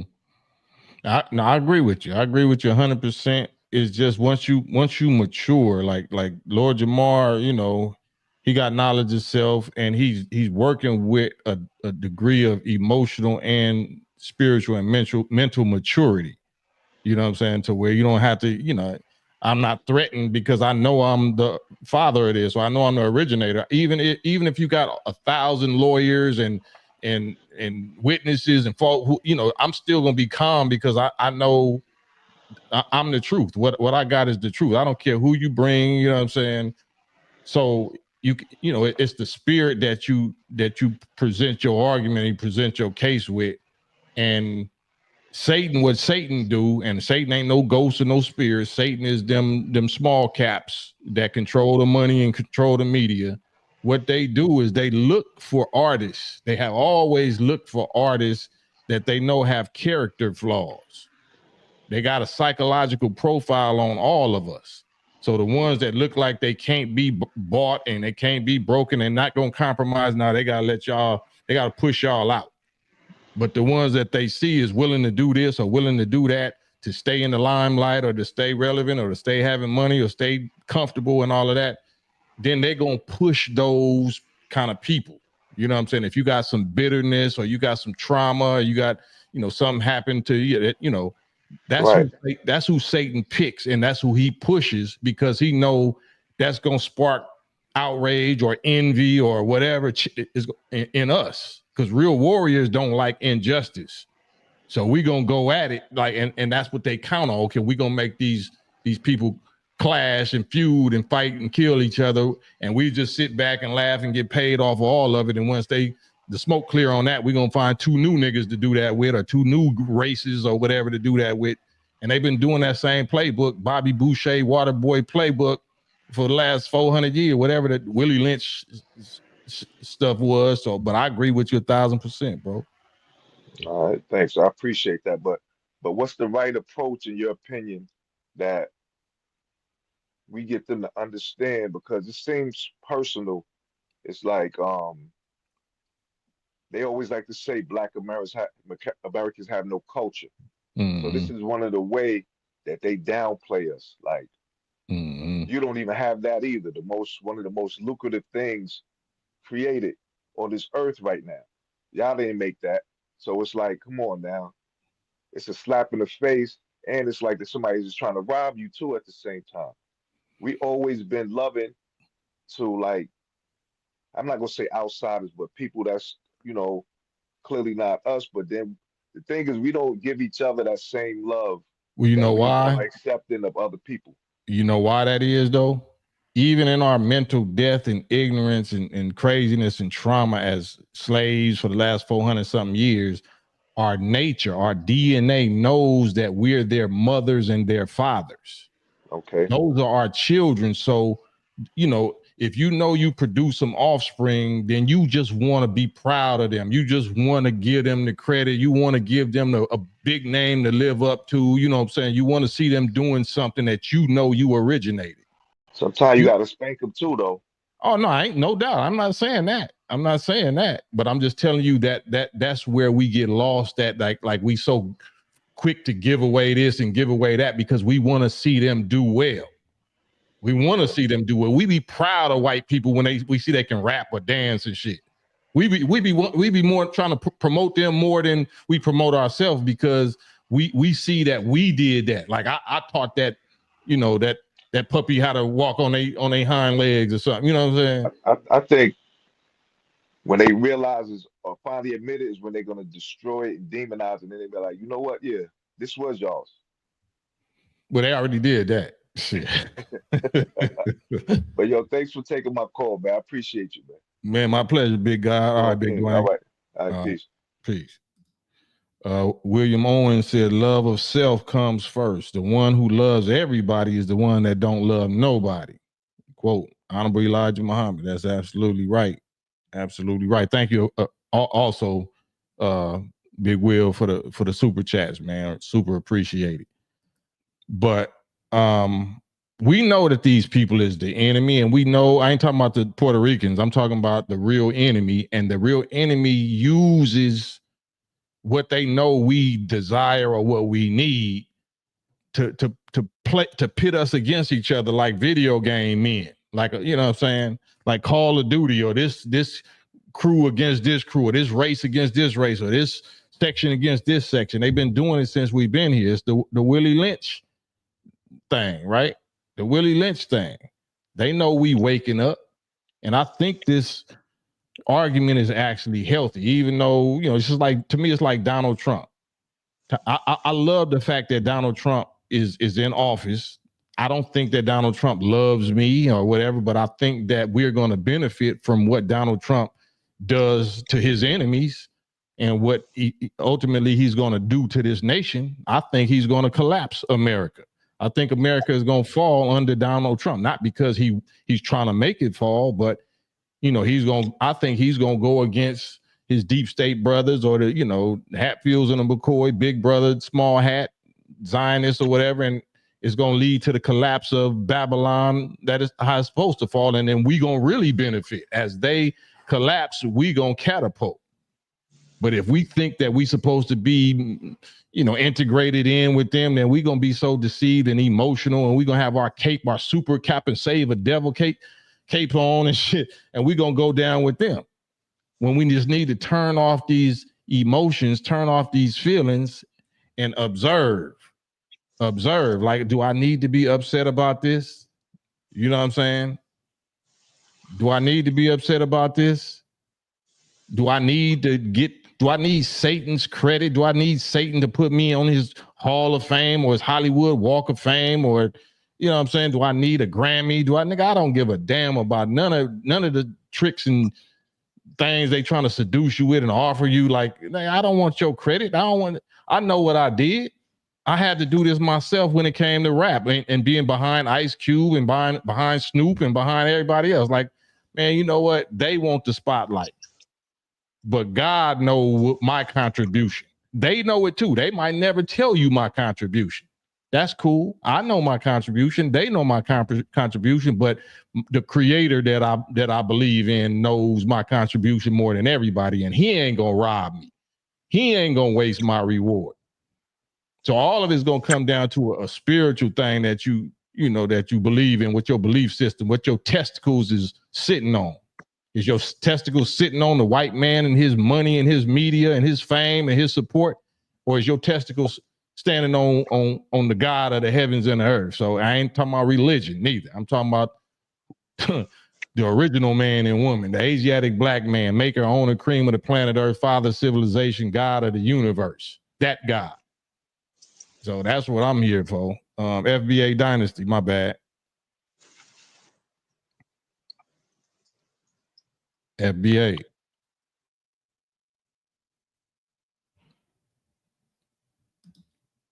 All right, I guess you I might have been talking too long, my bad.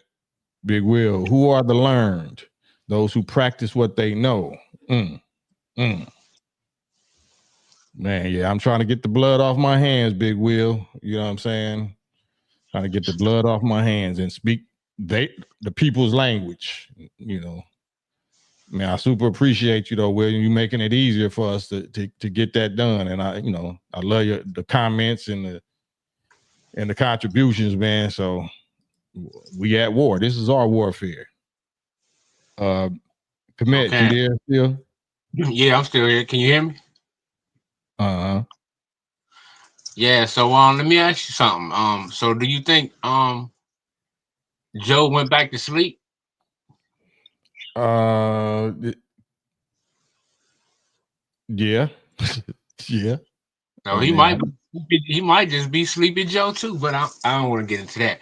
But the reason why I say yeah, because I ain't gonna say went back to sleep. I don't know how woke he ever was. I know he's aware. I know he knows the information, but he didn't never,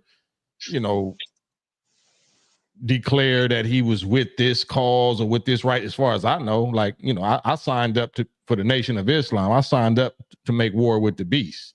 I became a registered registered citizen of my own nation.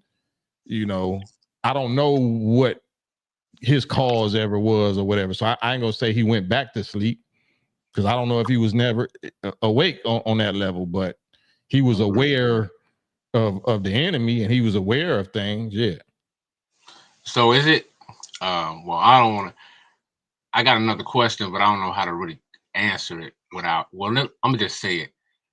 Do you think a lot of rappers do they just meet the minister just for photo ops, or do you think that a lot of them real sincere, or is it more safer to be quiet and say nothing type of thing, or Yeah, well, they know that the minister is who he is. A lot of people think the minister is just a great celebrity or a great black leader, or what I'm saying, just a great man, and they respect his contribution, but they also, other people respect that he got an army, he got a standing army that you know of, called the FOI and MGT, and he got a whole bigger army that you don't know of, that they fear disrespecting. So no matter what, respect is really going to come through might, through power, through arms, or through an army, or through weapons, right? So you have to respect the man that put together a standing army of over 2 million men, or nearly 2 million men in 1995, black men, descendants of slaves, with the Million Man March. That showed the whole world who he really is, who Farrakhan really is. So yeah, if you got any sense, you know what's going to happen to you if you try to disrespect him. But he's the one that been saying, let him disrespect me, brother. Don't fall for that. That's Satan and COINTELPRO and the FBI and CIA that's trying to get you, trying to manipulate your love for me. This is Farrakhan talking, so you can go crash out, so they can blame, some mayhem or some race war or some whatever, on me. So if we really with him, then we obey him, and we don't get violent. That same thing happened with Malcolm and Honorable Elijah Muhammad. And whoever's supposed to allegedly assassinated Malcolm, they're gonna lie and say it was us. But Elijah Muhammad is on record, all on YouTube, audio, and all that, saying, hands off Malcolm. Don't touch Malcolm. Allah won't allow us to if anything happened, that's gonna be Allah is gonna allow it to happen. So ain't nobody that claimed to be a NOI member or follower of the Honorable Elijah Muhammad had nothing to do with it. You could have said you was, but we know, as we see now with Malcolm X's own family and daughters suing the United States government, the FBI, and the NYPD for $100 million, because after 50 years and Freedom of Information Act, stuff is being released now, that they the ones that did it. You know what I'm saying? So just because black organizations exist don't mean they're not honeycombed with agents and hypocrites. Yeah, that's real. So do you think was Joe probably just using this as persuasive propaganda, or was he, or was he just ignorant to? Because to me, I can't speak. I don't even do that. I don't do that. Woulda, coulda. What do I think? This and that. You have to ask him. He knows. That's why you're supposed to get him on there, like Lord Jamar is trying to do. Okay, Fat Joe, are you conscious? Do you believe in God? You know what I'm saying? Do you think the Satan exists? You know what I'm saying? Were you paid to say this? Were you paid? How did you become this? Did you take the Fauci jab? Did you, it's all kind of questions that you can ask him, who's going to determine whether he got compromised or not. That's true. Let me read the Batmom says, why does it always lead to race? It's an excuse. None of us in this chat room has ever had to pick cotton. The only cotton you all have picked was out of an aspirin bottle. Would you get on here? I don't know if this is a woman, Batmom. I don't know if you have the, I would love for you to get on here, Batmom, and ask that question live in real time, because everything is based on race, whether you like it or not. That's in my opinion, my humble opinion, that's a very delusional and denial based comment. We are in this condition because of race. And if you believe in God, any God you believe in, clearly is going to judge the people that put us in the condition according to how they judged us. If they judged us and picked us out because of our race and did the worst crimes against humanity in the annals of history because of our race, what do you mean why does it always lead to race? It came from race. It came from racism. You the one putting up an excuse, acting like it's not about racism. So I would love for you to get on here and prove your comment, you know what I'm saying, with me. I won't cuss you out. I even lower my voice. I want to hear why you came up with a comment like that. Like picking cotton has to do with slavery. Slavery is picking cotton. Who taught you that slavery was picking cotton? Go ahead, bro. Yeah, I got another question real quick. Let me ask you this. Did Elijah's message come to the black people in America first to spread to the other nations, or was it just meant for black people here, or was it supposed to go to the four corners of the earth? Yeah, like the Bible say, Jesus's ministry was strictly for his own people first, but then it expanded to whatever, include the whole world and nations of the world. But we are in the worst condition, so we are the master key. We are the people that got consumed by Satan and lived in the bowels and the belly of Satan for the last 4 days or 4 centuries, 4.5 centuries. So nobody else on the planet is more experienced with Satan and the tricks and the traps and surviving and conquering Satan than us. So that's what makes us the new and perfect rulers, because we were the people that got the worst treatment by Satan, and we're the people that are conquering the beast in front of everybody, while other countries and nations is being deceived and overthrown, and they cowards and they selling out to the West and selling out to America and Israel. We the one in the belly of this beast that's destroying them, or that's bringing them to justice that they so deserve. Hey, you know what, Cam? That's real. You know why I say that? Because when I look at it, right, like we could talk about apartheid and other things. We know that those was atrocities and genocide and so forth and so on. But when I look at what happened, the black experience here in America, it seems to me we was pretty much the people who was robbed of our name and our language. And it's like, to me, that's the most distinguished, or if that's the right word to use, out of everybody's experience. So it's like we, like you just said, we got more experience in this belly of the beast. And we got and the fact that we still alive, we surviving it, even though they doing the greatest biological warfare, weaponry, pharmaceutical, Dr. Fauci type weaponry that ever existed, and we still surviving it. Those of us that's staying up to speed with the Messiah. Because if you're not up to speed with a divine leader in this day and time, then you're going to become a casualty. We survived this long, but every one of us don't be surviving. You know what I'm saying? A pandemic is going to wipe out a whole lot of people, but it's going to be a certain chosen few people that is going to become immune. They're going to be blessed to develop herd immunity or a natural immunity, because through the whole thing, they was doing the right thing. They was eating the right food and making the right steps and, you know, taking the right actions, avoiding the right thing, listening to the right guidance. So we grew an immunity. We grew, we mutated, right? So we're the righteous surviving mutants or the superheroes. You know what I'm saying?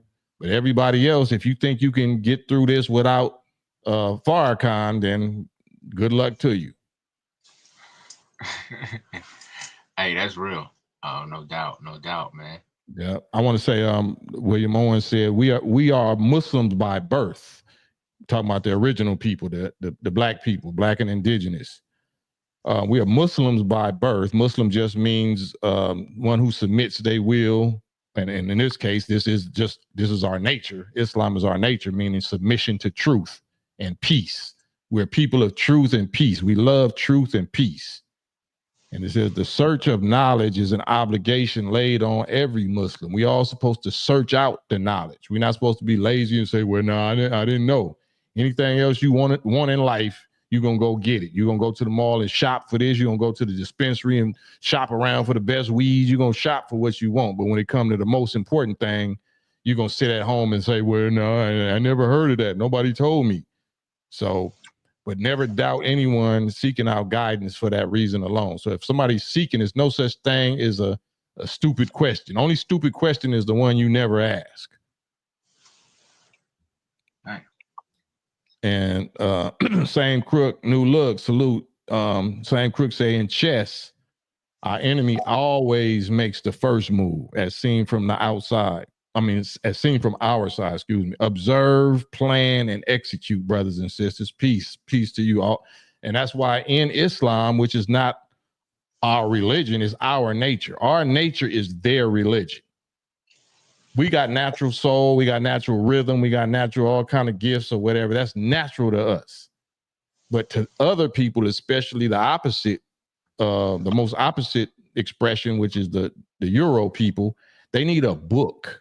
They need a handbook. They need classes to learn how to be on beat, how to be on rhythm, how to play the drums, how to dance, how to sing. You know what I'm saying?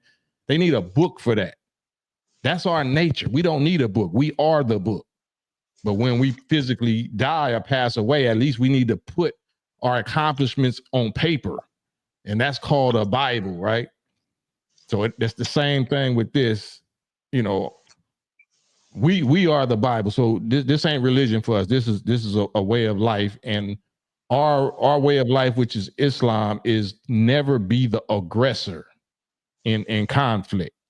We don't need to be the aggressor because we understand the forces of negative or evil aggression is the weakest. That justifies you to wipe it out, and it actually gives you more power and energy, atomic and subatomic energy to eliminate that negative aggression activity. So like Sam Crook is saying, never make the first move when it comes to, your warfare or whatever. Let them make the first move, and foolish people that don't have that knowledge and then, they think, well, y'all crazy, y'all stupid, y'all just gonna let them take off on you first. Yes, we are, because it ain't as unprotected as you think we are. But that justifies us to wipe out everything. So we don't start it, but we finish it. Well, go ahead, commit. Yeah, thank you again, Sam Crook.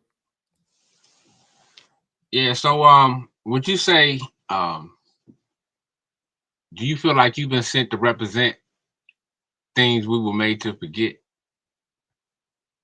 Say that one more time. My bad. No, I was saying, do you feel like you've been sent to represent a lot of the things we were made to forget? Absolutely. I know I was. So I don't yeah. That's absolute fact. And I'm just a helper of the real one that was sent, which was the Honorable Elijah Muhammad and Honorable Minister Louis Farrakhan. And on that note, Messi Matthews says being a Muslim was promoted in America, but being an Israelite was not. Why is that? Shaking my head. If they, I guess that's if they both were around the same time, something is fishy. You want to get on here with me, Messi Matthews? Like I said, any of those comments, like, I welcome them, but I only can respect you if you ask me live, so I can see you, I can hear your voice, I can see your eyes, because communication ain't just typing. Communication is I want to see and hear and feel the spirit that you're asking that question with. I want to see, can you say it without your voice shaking or your eyes blinking or something? I want to see where you're coming from with it. It don't mean that you don't have the right to ask it, but it's still a respect factor, and it's a rules of engagement about how you're supposed to ask grown men publicly certain type of questions about certain type of subjects. So he's saying being a Muslim was always was promoted in America. Being a Muslim was never promoted in America. Who told you that? How old are you? When was being Muslim promoted in America? You know what I'm saying?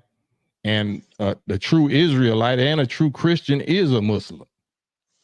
So if you're an Israelite, I would love for you to get on here with me, because y'all the ones that say we not the same.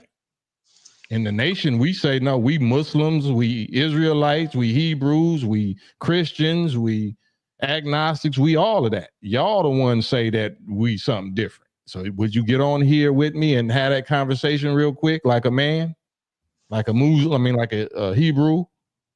Can we do that? Go ahead, Komet. Yeah. Nah, I feel what you're saying, man. So what do you think should be the outcome of the situation with Joe and the brother Lord Jamar? If, to be honest, Joe needs to apologize publicly, just like he said what he said publicly. We need to apologize and take accountability for, that word. I don't know why, like I said, at 50 something years old, he think it's cool to be hitting that hard N word in them contexts, and then saying in Facebook, FBA is some broke ninjas and all of that. I mean, that's childish. That's emotional. That's female time, actually. That's female time. So that's female energy. A real man is just going to be calm. Like, even if you got a problem with Tariq or whatever, because Tariq could be on some childish shit, just poking at you or whatever. That could be some childish little stuff that real men don't do or whatever. I'm not saying that's the case, but anybody that's a real man, that's a serious person about whatever you stand on, what business you stand on, it ain't no need to get emotional about nothing. That's why I can't afford for my blood pressure to go up trying to overtalk somebody, or somebody talking crazy, or they want to cuss or sound tough. Like, all right, man, you the toughest, you win. Let me go and get you off of here. You know what I'm saying? This is my, platform. I do have community standards and shit on my show, so I'll just get you out of here. You see me in the street and you want to do something else, then that, we see how that go. But I don't want no problem, but I ain't got time for no extra emotional energy with nobody. So let me ask you this: do you think it's what's behind? Well, I'm trying to see how can I phrase it. What's behind them trying to put an age limit on rapping? Or do you think there's some type of agenda behind them saying, "Oh, if you this type of age, you shouldn't rap no more"? If you know what I'm saying? Do you think there's an agenda behind that? Because I think it is. Yeah, that's Willie Lynch. That's the Willie Lynch agenda. Anything that we do they know the science of warfare. That's what they never wanted to teach us: the science of mating, the science of business, and the science of warfare, which is also business. And you know, they know that young men is for war and old men or older men is for counsel. You can't separate the two. They want to separate the two. They want a generation gap. They want Willie Lynch. Everything is separated. Everything divided against everything. You know, find out what they different in and promote their differences and have them, you know, separate. They want us to think we all different. They want us to all be separate. You know what I'm saying? Divided so they can continue to conquer us. But there's never supposed to be no age limit on nothing we do. It's not even supposed to be no retirement on nothing we do. We don't retire. Does a lion death is retirement. That's our retirement. It's called death. That's when we retire. Yeah, that's a fact, because it seems to me that's the only hip hop is the only genre, like, or classic of group of music, however people want to label it, where we put an age limit on the artist. I mean, I don't see this in R&B. I don't see it in jazz. I don't see it in rock and roll. Rock and roll, none of that, you know. And you don't have to think that your 50 or 60-year-old rap or whatever has to draw the teenage crowd. You always gonna have your own age group, demographic fans that you know that will support your music, or that you'll have a an audience for until you leave here. Like, you know what I'm saying? So that's just that's the satanic divide and conquer Willie Lynch little method that we've been falling for. And it only works because, like I said, these small caps control the money. They control the money in the media. They can make anything pop. They can make old rappers the new thing. You know, so for people to be talking about hip hop is dead or hip hop is weak as F, nah. You just worship the devil. You worship Satan. So whatever Satan say, on his media, or whatever money is going in your pocket or whatever, that's what you think success is. You measure your success by Satan. Do Satan get behind you? Do Satan push you or not? That's not true success. Yeah, that kind of that remind me of this dude, this brother. I don't know, you probably remember Dale Jones, when he used to be like people on automatic push button remote control, synthetic genetics command your soul. You know, and I think a lot of these brothers are on remote control via the satanic society. Yeah. And if they already use streaming to starve us out, right? It was nothing wrong. Why fix it? Why water the revenue stream and physical disc and physical whatever down to where now you gotta have 1 billion streams just to make $30,000 or something or whatever it is, something crazy. They doing it, on purpose. And that's why, like I said, I love the fact that Donald Trump is back in office, because he suffered what we suffered. He's a victim of getting cancel cultured on social media, victim of the FBI, the IRS, trying to sue him for billions of dollars or $1 billion or something. False females accusing him of doing this, physical life assassination attempts and all of that. So I love the fact that he's the president. I prayed to my God, Elijah Muhammad, to make him be the president. And guess what? Guess what? It came to pass. That don't mean I voted for him. I didn't vote for him because I don't want him to be the president for the reason you think. I want him to be the president for what I said earlier, because I know what he's going to do to America. You know what I'm saying? America needs to fall.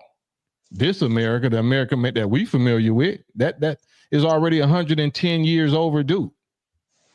This shit was supposed to fall 110 years ago. But we wouldn't wake up. We wouldn't let Pharaoh go. Pharaoh Ben let us go. We wouldn't let their ass go. So God didn't want to kill us. So he gave the devil 110 years extension of time, because our dumb ass wouldn't let them go. But now grace is finna be up. So whoever hold on to the funky worm. He's gonna go down with the Titanic. Oh, I guess we wanted. A lot of people still want that golden calf. Hey man, enjoy. Eat, drink, and be merry. Enjoy. Hey, that's real, man. It's real though. We still fighting for our spirit and mind. Definitely. Yeah, but they see the examples of who win in the fight, who's the most victorious, who's the most progressive and strong and united and healthy and wise group of black people in the history of America. So, but once it's already written, once God let these Satans all the way loose on us, then we'll be flying the Noah's Ark. But unfortunately, Noah's Ark ain't gonna be there.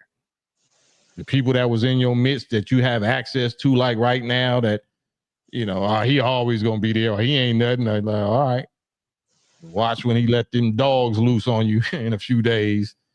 Watch how frantically you gonna be looking for us. That's real. So what do you think's behind, like, how you hear a lot of black people be like, yeah, Trump gonna put you back in slavery. He gonna have y'all out there picking cotton.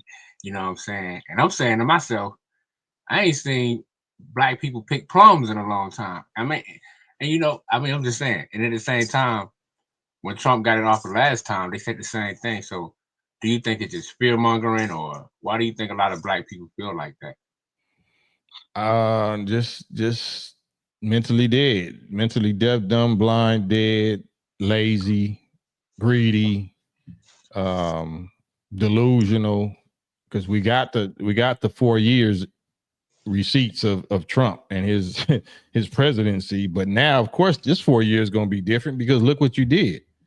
It's like you had the 33 years of Jesus or whatever among you, preaching and loving and turning the other cheek and praying for you and saying, forgive them, Father. But after y'all did that last little stunt to him, to where he had to give up the ghost and all that, he not the same guy when he comes back. Trump ain't finna be the same guy. Like, if Jesus ain't the same guy when he come back, why the hell you think Trump finna be the same guy he was when his last presidency? So I expect him to do everything that you fear that he would do. Because if I was him, I would do it. I would say F all y'all, and I would do exactly what you think he about to do. Yeah, it seemed like he coming back for everything they owe. And he said he loves to get even with his enemies. That's what he said. Yeah, man. I always I rock with Trump. Hey, he coming to do his thing, man. And I think I don't rock with him. I rock with him being there. I rock for him with him being there in his function, because once he finished with them, or simultaneously as he's trying to fight his big brother deep state, he gonna give ninjas the blues too, and you're not gonna be smiling, and so you don't want to say something right now that you're gonna have to put your foot in your mouth later because you thought he was gonna be human towards you, like, you know what I'm saying? Well, yeah, I feel what you're saying, but I guess I would say, like, in my lifetime, I've never seen a president be the way he was done in the media. And I mean, I know some might say, well, he deserved it, but I've never seen him, like all the news outlets, these people come at him like that. Right. Yeah, that never happened before. But we living in a time where things that never happened before is happening. And that's how it's the end. And the enemy of my enemy is my friend. If we know anything about warfare, then we know the enemy of my enemy is my friend, at least temporarily. So why would, if Trump never did none of this stuff to you, that you lying on him? That's the cold part. Like, our black women and sisters and emotional dudes and shit that must have been raised by single black mothers, that why did y'all let these small hats put the battery in your back to lie on Trump and say that he was so bad and he was so racist and he did? That's a lie. He ain't worse or no bigoted and no racist than no president before him, including Obama. Every president that I know in my lifetime has did far worse to us than Trump ever did. Our people are lying. Lying, straight out lying, because for whatever reason, I guess the small hats promised them some Scooby snacks or some commission if they, they did something. They had to offer our people some kind of money or some kind of position or some kind of promise or something, to put that emotional battery in their back to go against Trump like that. It's absolute false, it's absolute lies. But that, I'm not saying that so Trump is gonna go easy on us, because he ain't. Trump ain't finna go easy on Farrakhan and the nation and nothing like that. But I'm not gonna lie on him. You could be my arch enemy. You could be the devil himself, the Antichrist himself, but I'm not finna lie. I don't gotta lie on you. He didn't do that. The people you voted for, the Democratic Party that you loyal to, did that. They the ones killed Gaddafi. Them the ones pushed the rainbow in Africa and everywhere. Them the ones brought in so-called immigrants or whatever and never gave you reparations and spit in your face and gave your tax dollars to everybody else except you. So you can't shut us up. You should already know that. We're not going to shut up. You shut up. You the ones that shut up. And got yourself in this ditch. Well, yeah, that's definitely what happened to the blind, man. I can definitely see what you're saying on that. But the new thing I heard is that from black women that I've been around, they said they blame it on AI. They saying AI rigged the election, basically. I mean, I don't care. Who knows, man. I don't know. I don't care. Whoever rigged the election, whoever didn't, it's still a God issue. We can come down and get all in the branches and the leaves and all of that instead of going to the root. Everybody claim God until you don't get what you want. Then it's everything else's fault. Nah, nigga, it's still God's fault. Why God didn't let Trump, lose? Why God, your God and my God, didn't make the one you wanted president be the president? God is stronger than voter fraud. God can convince the people of America's mind to just automatically remote control and go vote for the person you want. God got that power, right? Facts. But you want to use God when it's convenient and shit. Like, no, all of this is a God issue, just like all of this is a race issue. It's directly related to God and race. God and racism. Now, now what? And you know what? That's so real, Cam, because you by you saying that, I thought about that one scripture, man, when it says a man going is of the Lord. So is that kind of pertaining to what you're saying? Like everybody's, no matter who it is on the planet, their going is of the Lord or the Most High? Yeah, all things work together for the good of those that love the Lord, and evil and devils are things. God created devil. You know what I'm saying? I create evil. I, the Lord, do all these things. And I know what the devil was going to do. The devil's going to bring hell, horror, and all of that to the earth for 6,000 years. And I, God, did it.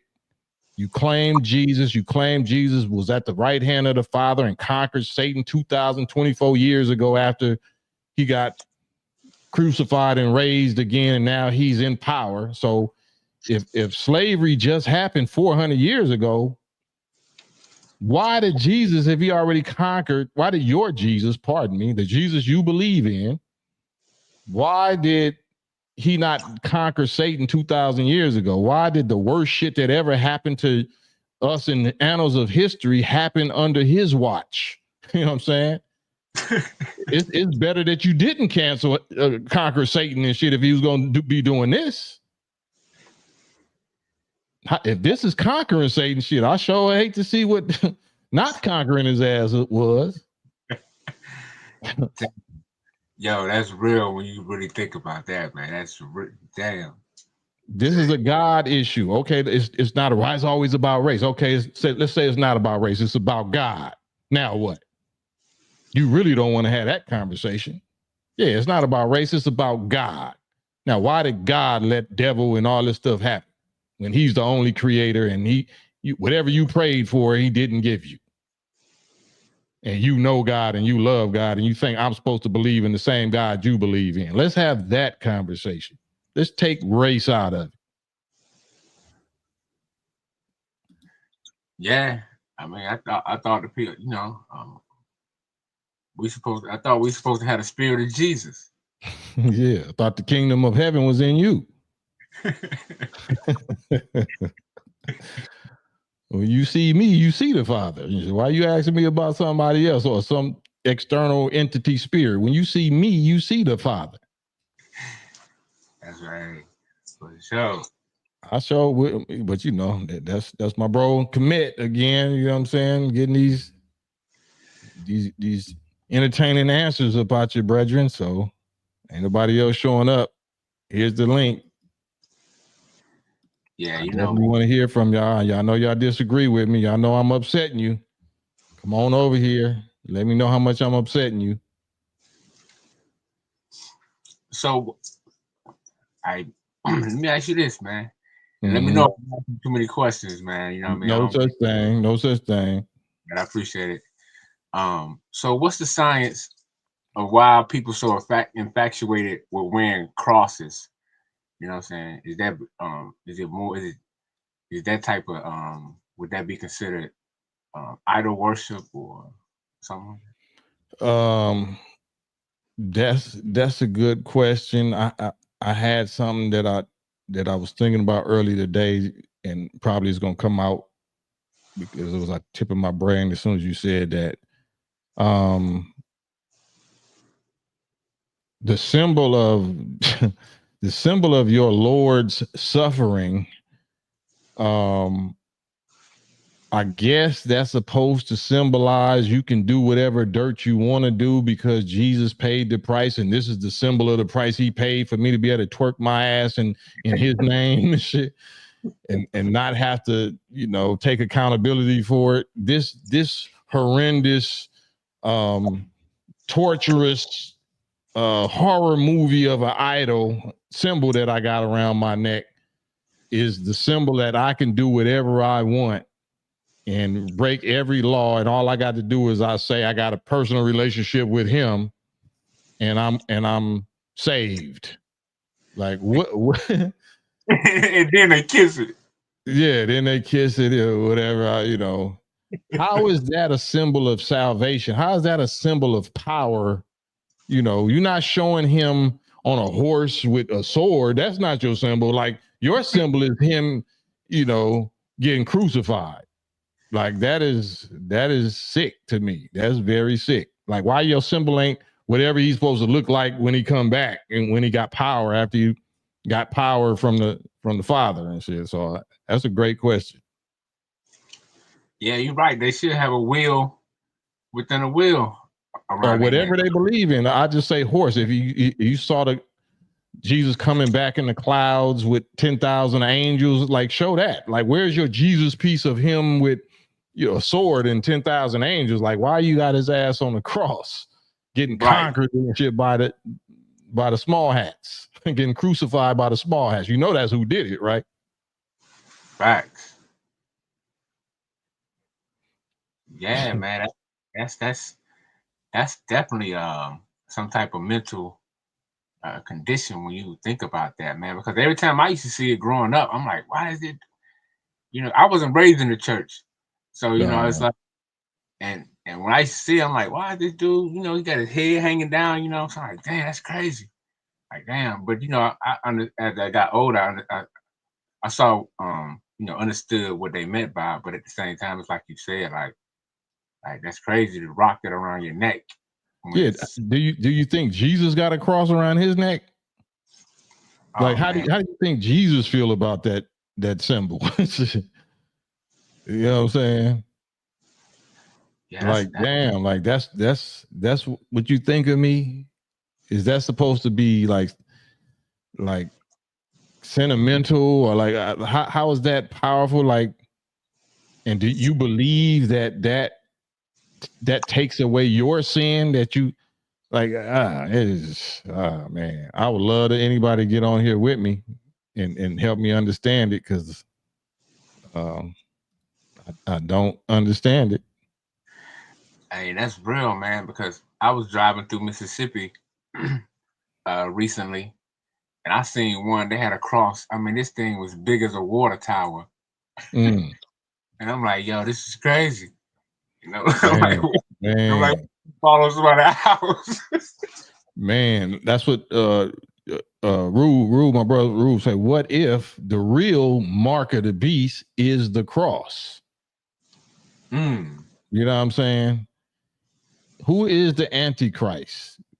The name Christ is in it, right? So who is the Antichrist? Whoever is the Antichrist seems like they're gonna have Christ in their mouth, or the name of Christ in their mouth, or in their title, or something. Somebody that's claiming to represent Christ, that's actually the Antichrist.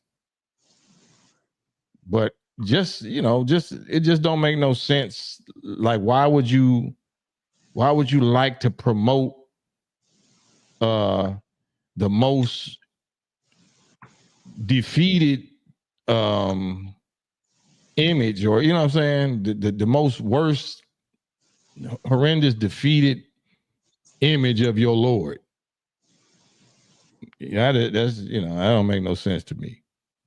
Yeah, because I don't know how true this is, but I remember hearing somebody speaking years ago saying that the cross was the reason they used the symbol of the cross because it went back to the southern crux, or the symbol in the southern hemisphere or something, dealing with that symbol or something to that effect. I don't know how Well, true it is. I heard it was Constantine or whoever, and had the vision of a cross, and they said, with this sign we will conquer.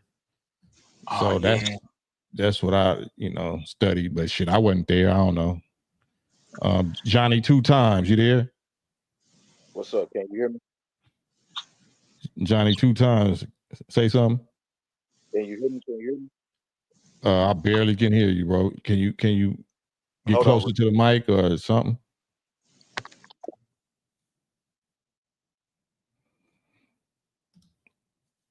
AO, yep. AO say the Vatican. Like, how is that the Mecca of Jesus and the Mecca of Christianity right now?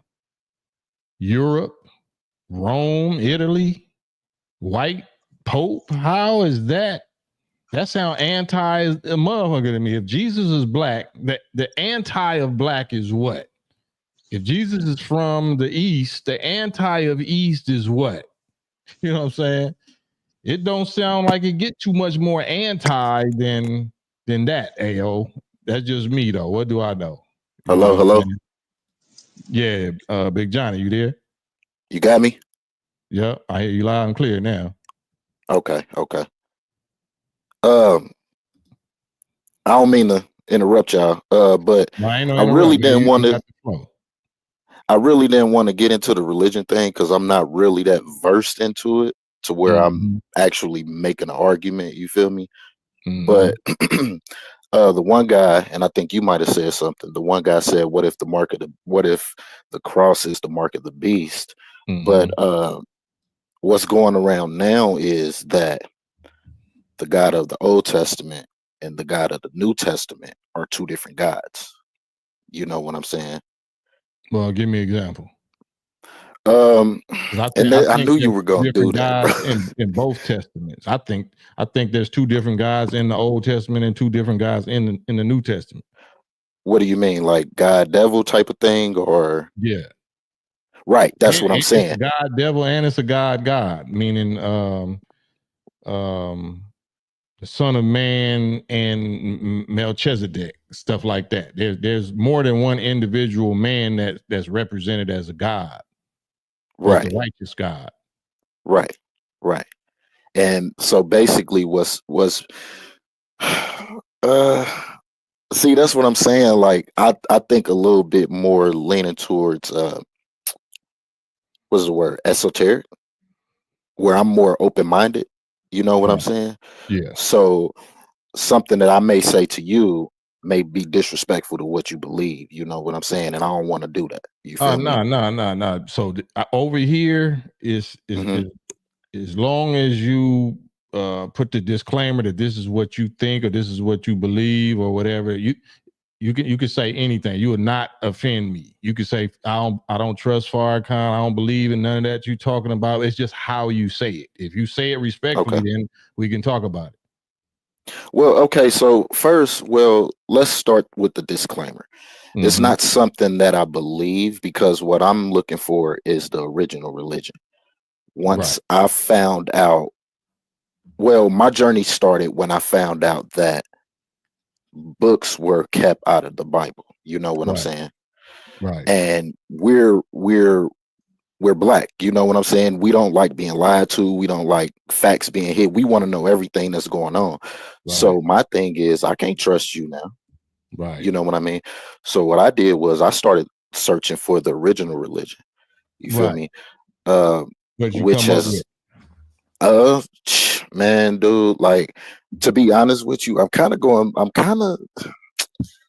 I didn't read the Quran. I didn't read the Bible. I didn't start looking at the Emerald tablets. I didn't start looking at what was that civilization back like 3,000 years ago? The tumor or the Sumerian? Yeah, the Sumerian text. The aliens. I mean, like, I've been looking at everything, you know what I'm saying? So it's like a lot of things add up, but I haven't really sat and connected all the dots together, you feel me? So right. What is why are you looking for a religion? What, I mean, because the definition of religion is just a state of life that's bound by vows, what they say, monastic vows, or vows of a monk or somebody that isolate themselves to dedicate themselves to a certain discipline.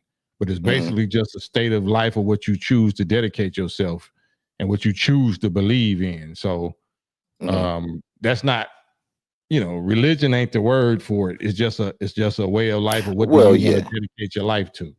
Right, exactly. I mean, religion is, I more so use it as a layman's term. You know what I mean?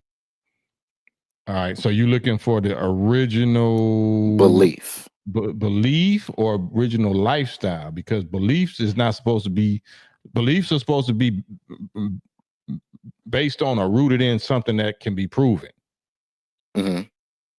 Right. So you don't have a right, if you're intelligent, you don't have a right to believe in something that there's no proof or history ever existed or ever happened or whatever. So, like, you don't have a right to believe that pink elephants fly. Right. You don't have a right to believe that, but you can believe whatever you want. Right. Right. So what belief are you looking for? Or what you were looking for religion for what purpose?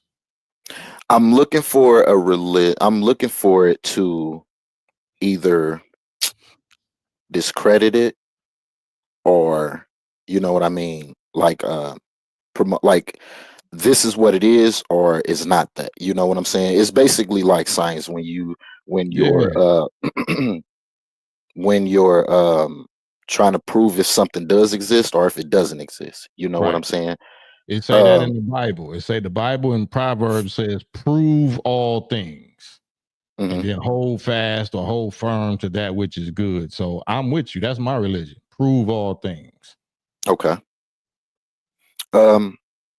And I did my little atheist journey or whatever.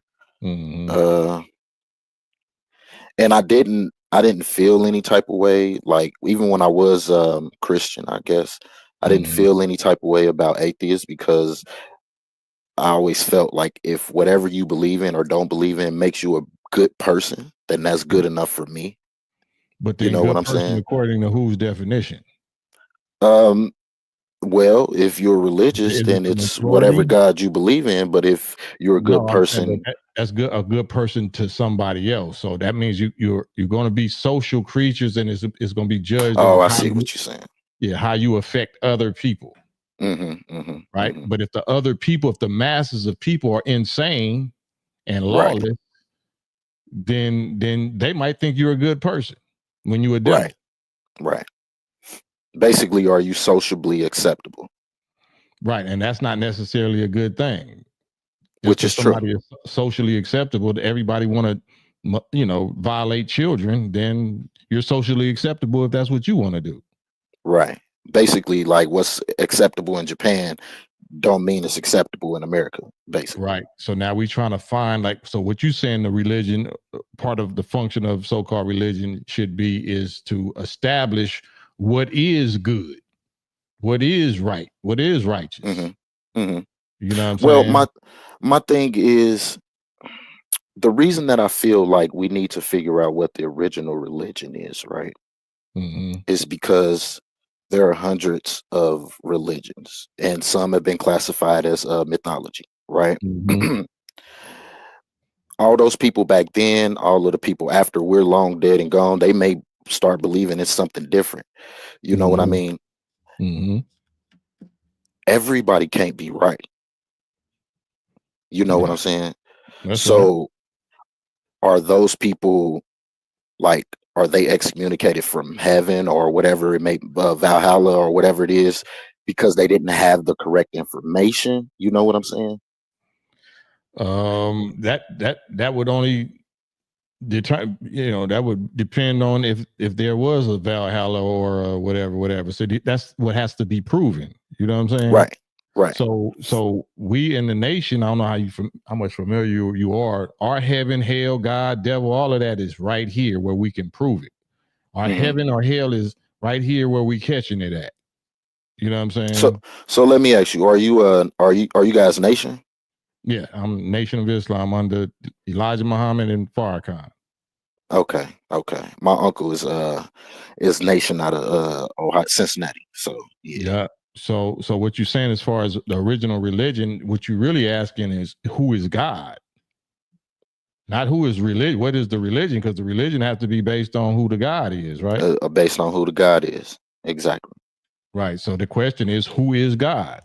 Who is God? Who is the original man? Who is the original or the originator of this human form? Right. So if as a Christian or as anybody else, the Bible, or I should say the Bible say that we made in his image and after his likeness, and we all God's children of the Most High, that one that originated this form, that created this form for himself first. And then created the female from himself and set the law of reproduction in motion to now we're here. Right? So whoever that is the God, and whatever his way of life or his nature is the religion. Right? Would it be his nature or would it be what we're told to do by him, is what I mean? Well, we're not, no, it's not, because, okay, so what I mean by that is we couldn't hope to, all we can do is aspire to be as God is, as according to who? According to who? If you're already the original God people, you already are being like him. But if you're something else, if you're a new mankind, then maybe you got to aspire to be like him because you're not like him. You know what I'm saying? That's why you got a Bible. That's why you got a religion or a book of the original people's nature that you got to learn and be like, so you can possibly aspire to be like us. But we already like us. We already like him. We are him. That makes sense? Johnny. Oh, I guess, yeah. Somebody's interfering with the... You there? Can you hear me? Can you hear me? Yeah, there you go. Okay. I think that's what I meant by what you said, where we have the Bible, the Quran, or whatever. We have the word, basically. That's what I meant by following his rules, following what we're told through him. You know what I'm saying? Yeah, but that's just our life and our lifestyle put in a book. The Quran and Bible ain't nothing but the principles of the original black man's righteous nature and certain examples and stories that's put in a book. You can't have the book without a man, without the man that the book is about. So every prophet, the book is just about a particular black man at that point in history and that point in time and what he was dealing with and how he overcame it. He used his nature to master it. Okay. What you're saying is that don't account for the other hundreds of thousands of stories that were going on at the same time.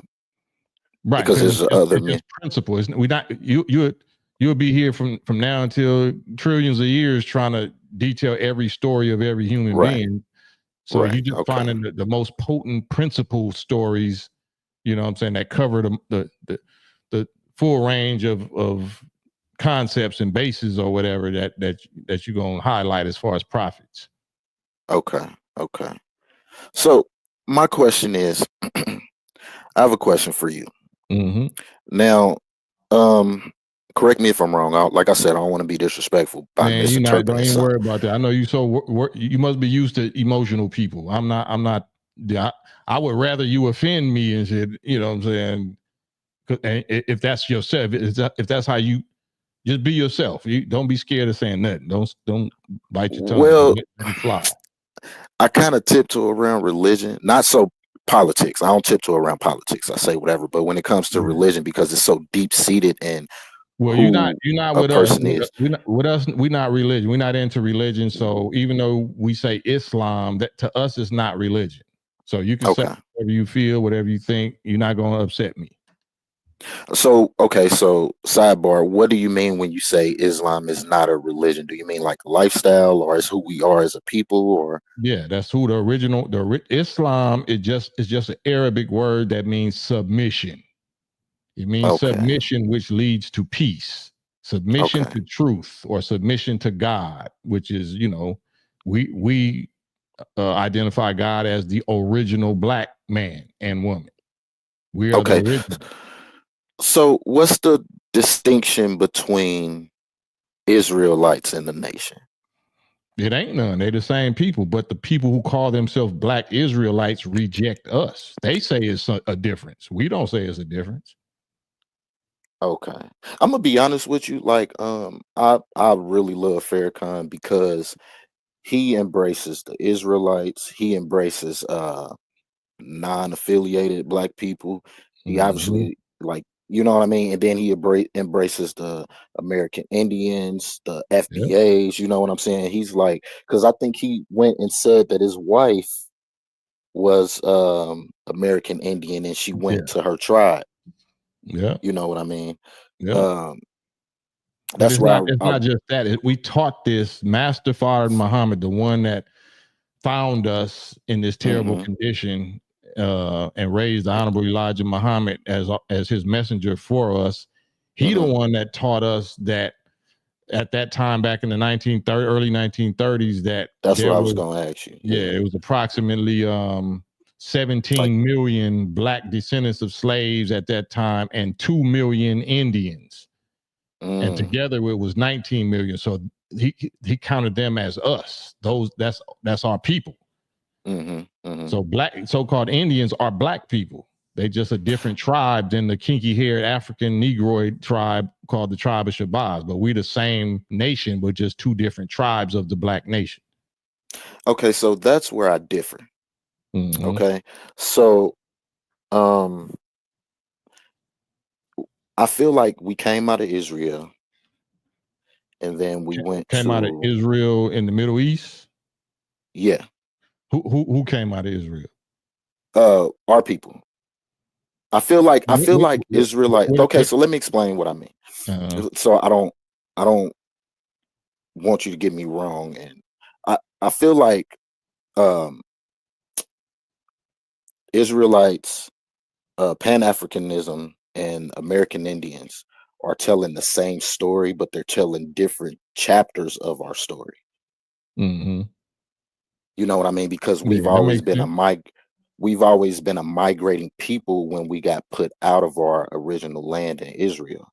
You know what I mean? Because I want to say we went to, and this is where I start saying I don't want to start not sounding like I don't know what I'm talking about, but it's cool. Say none of us know all the answers. I want to say when we left Israel, we ended up going to Egypt and Nigeria or something like that. And when you saying we, which we exactly are you talking about? Our tribe, and I think it was the tribe of Jacob. And so Jacob is one of the sons of Abraham, right? Right. No, my bad. Not no. The what is those tribes? It's 12, right? And that's what I'm saying. Like I get it. I get it. I read so much that I get confused. So it's 12 tribes. But it's 12 tribes of original the original God people that been here for trillions of years. So the history that you're talking about is just within the last 6,000 years. Right, correct. Right. So anybody coming out of any geographical landmass, Black people was all over the planet. We are native to every continent on Earth. Right. So there's no specific tribe or whatever necessarily that's what I'm saying. When you said we came out of Israel, which tribe, and how do you identify that tribe? I see what you're saying. What is the name of the tribe? So what is the tribe that the Israelites say that they claim in the Bible? Like, this is who we are, this is our tribe. Like the tribe of Judah or something, but it's is like that what it is, the tribe of Judah? But they got 12 tribes that's local tribes, meaning the 12 tribes is a more recent local version that's patterned after the universal trillions of year old tribes. Those is two different tribes though. What do you mean? Explain. So according to the Bible, the tribes that the Hebrew Israelites is talking about they're dealing with just the sons of Abraham. From Ham, Shem, and Japheth. But I'm saying Abraham was the tribe I'm talking about was before Abraham. Okay. That's okay. Let's talk about that. If you don't mind. The 12 tribes, I'm talking about the 12 tribes of the planet. I'm not talking about the 12 tribes of Israel. Israel is Jacob, and Israel is a land mass, right? So as above, so below. So everything is patterned after the macro, the large universal God pattern or blueprint that already happened.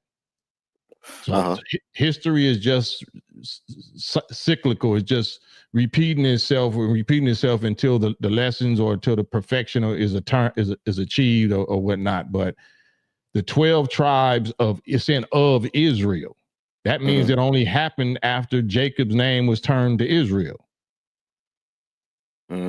Right. Okay. That's only a few thousand years old. The tribes I'm talking about is millions of years or billions and trillions of years old. So they're more recent, basically. Yeah, it's the final lap around the track. Basically the home stretch, basically. Yeah. Okay, I see what you're saying. And so I feel like, to go back to what I was saying, not to discredit anything that you just said, I feel like that's like we started moving into Africa when we got pushed out of Israel, right? And this is just what I'm getting from things that I'm reading and things that I'm learning from all different sources. So we got pushed out of Israel into Africa. And then I think we got pushed out of Egypt into lower Africa, like not lower Africa, but like Central Africa, like the Sahara and all that stuff. You know what I mean? According to what you studied or what you feel, who pushed us? It was more so it was like it was getting into the more recent nations and stuff. I want to say like, give me an example of like who Arabs, who are Arabs? Now so Jews, I guess. So those is just land. Like Arabs means Arabia, people in Arabia. So are you saying it was Black Arabs that pushed us? Black Arabs pushed us? I can't really say that. I can't really say that. Well, who's ruling now? I mean, you can say it if you use deductive reasoning or you use reverse engineering. If you know. Right, and I haven't done enough research on it to actually stand on it. You know what I mean? Look at it right now. Who's ruling right now? Right now it's the Emirates. Is black Hebrews ruling Israel? No. Is black Arabs ruling the Middle East? No, not at all. Are black Africans ruling Africa? Kinda. Not really. I mean, they fighting, but I mean. But so my point though is who pushed them? Who pushed us? Who pushed us out the way and took over? Basically, what you asking, I would say everybody else. No, not everybody else. There's only one race that did it. Who would you say? The Jews? That Jews is not a race. Who would you say? How would you classify them? Would you say the white people? I'll give you that. You ain't got to give it to me. And that's the thing about. I don't want to say that. Never mind. I ain't gonna say that. That's too far fetched. Just say it. Say it. So how because as studying Hebrew, Hebrew Israelite faith and beliefs, they believe that white people came from where?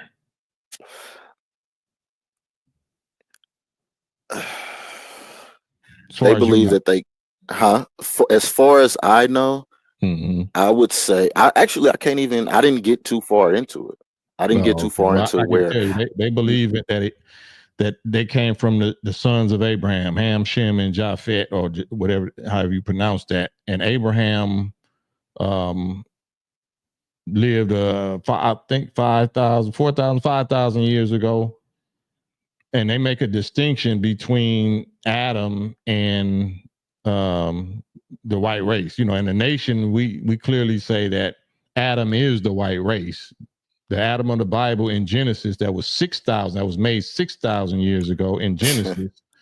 That's funny that you say that, because there's actually Sumerian texts that say that Adam was engineered, but there was already a race here. That's what I'm saying. It's like there's so many texts previous to what we have now that says the same thing. You know what I mean? So it's like it's confusing to me, and I'm like, you know what I mean?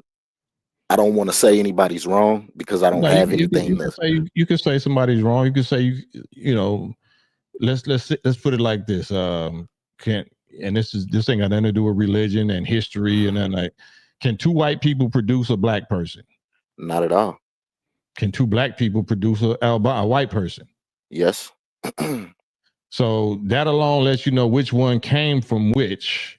So now we know that white scientists rule the world, and history has shown us that they are some of the greatest liars, organized liars, right? In the name of science and anthropology and history and religion and all of that. So, but now we have our own scientists that learn archaeology and anthropology and all of that they can't pull them lies off on us, because now we are woke enough to get into the same science. So there's no history of the white race, no kind of bones or genetics or nothing older than 6,000 years.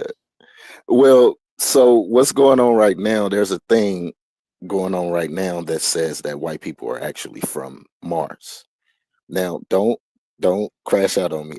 Just let me land my plane. All right. So there's a thing going on that says that white people are from Mars, actually. And they came about, I want to say probably about 10,000 years ago. They were already like building spaceships, and they had a giant nuclear war or whatever. And they have been studying the rocks of Mars, and they see signs of nuclear fallout basically in the rocks that they're getting back from over there, I guess. I don't know.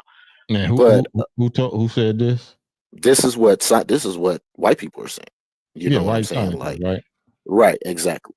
I just found it kind of makes sense because they aren't genetically capable of surviving on this planet without some type of warmth, or you know what I mean.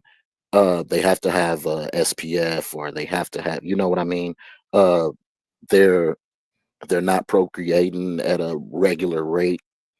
You know what I'm saying? And it just, like I said, I'm not saying that this is what it is. I'm saying it's just something that's being thrown out there. Yeah, you got to be careful. No, I hear you. You know, you got to be careful what you consume and what you allow into your mind or your brain. Oh yeah, definitely.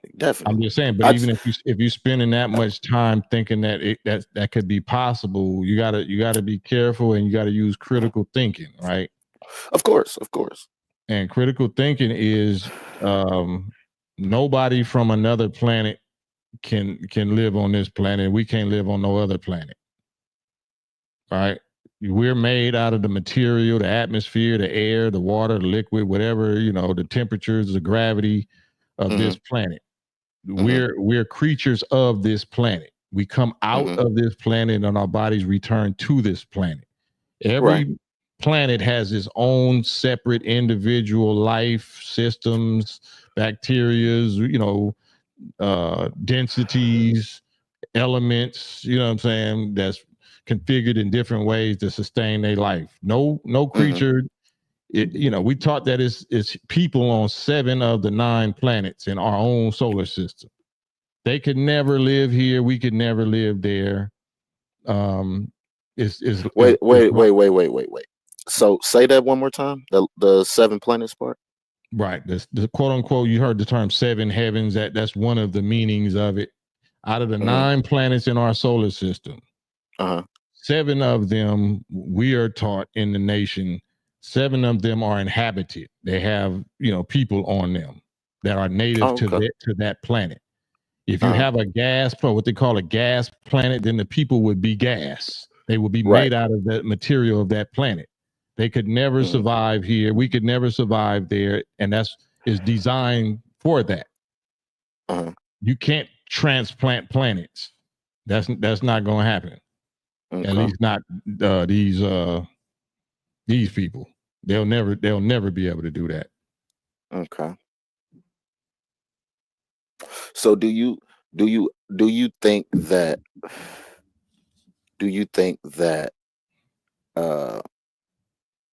Adam and Eve were created by, would you say by God or by our people? Our people is God. Okay. So let me ask you, what do you think and who do you think is God? Because that's ultimately the question that answer everything else. Who do you think is God, and what do you think is God?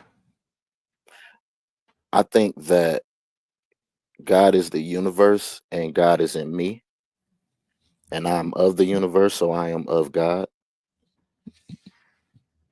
But I don't think that it. Say that one more time. Go ahead. No. Go ahead. I don't think it's something that we can tangibly understand, be able to comprehend. Why not? I don't think we're ready yet, and I think that then we can, but you just think we're not ready. No. Yeah, we definitely can. I don't think we're ready yet to the point of where I don't think we're living the way that we should for God to reward us with presenting himself to us fully. You know what I mean? I think this is like a trial run. Like, hey, I'm gonna give y'all some rules. Basically, it's like when you start a new job and you get a probationary period. You know what I'm saying? It's like, look, we're gonna give y'all some rules. This is what I want y'all to do. You know what I'm saying? And he's just gonna sit back and watch how it play out. Where is he? Where is he at sitting back? He's everywhere. He's in us, watching us. So you saying that God is formless? God don't have no form. As we know it, no, I don't think so. So you don't believe in the Bible or the Hebrew belief when it comes to who or what God is, right? I don't believe that.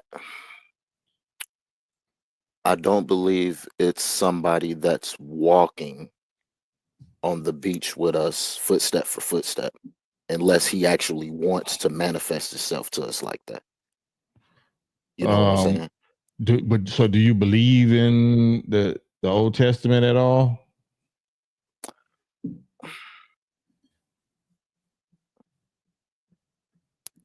I can't allow myself to believe in it. I can't allow myself to believe in the Bible. I mean, it's honest, because the Old Testament, if you claim to be Hebrew, the Old Testament and all throughout the Bible, it says that God is a man. The Lord is a man of war. The Lord is His name. It don't say that He's a spirit.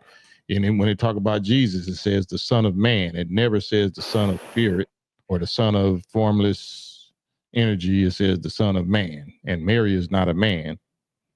Well, I don't classify myself as a Hebrew, like, you know what I'm saying, purple headbands and that's not what Israelite, I'm saying. like, you know what I'm saying. But no, let me stop you though. I don't either. That's not the definition of a Hebrew. A Hebrew, you using the biblical language. This don't have nothing to do with the brothers that wear purple or not. This is thousands of years before them. So if you identifying yourself as a Hebrew, period, I don't care what organization you are or you're not a part of, you're identifying yourself according to what the Bible says a Hebrew is. Right. Okay, I understand. So you don't believe in the Bible? I can't. There's nothing wrong with it. I'm just saying. No. I wanna explain it right. Mm-hmm. I can't trust it. That means you don't believe in it. That's the same thing. Well, I guess you could say that. But as of right now, I can't trust it because it's been too many dirty hands on it. Right. So is there a way to prove whether the part that is it a way to prove what can be trusted or if it can be trusted or not? Or are you not willing to do the due diligence? That's sifting through it. That's where my issue comes in with the due diligence part. That's why I don't willing to do it. No, I wouldn't say I'm not willing to do it. I'm more so, I don't know. It's like I'm not really. That's why I didn't want to join the religious talk. I'm not really. No, it's not religious. It's not religious. Like, this is just researching your own identity. The study of God is called theology. It's not called religion. You know what's funny? My I'm more so B1, right? Black first. And the more that I look into it, the more that I'm starting to find Hebrew undertones or quote unquote religious undertones. So it's like that's what is ultimately leading me to. You know what I'm saying? You gotta be careful. Let me remind you, like, try to stop saying religion and say theology. Don't say religion, because you keep getting caught up in triggering yourself or getting emotional defense or apprehension to that concept. Don't just throw the word religion out and use theology. Theology is the study of God. Okay, right. It's no religion involved. It's just the study of proving God. Okay. And like I said initially, that's what started me on this journey. Actually, it started with Christianity, and then it led me to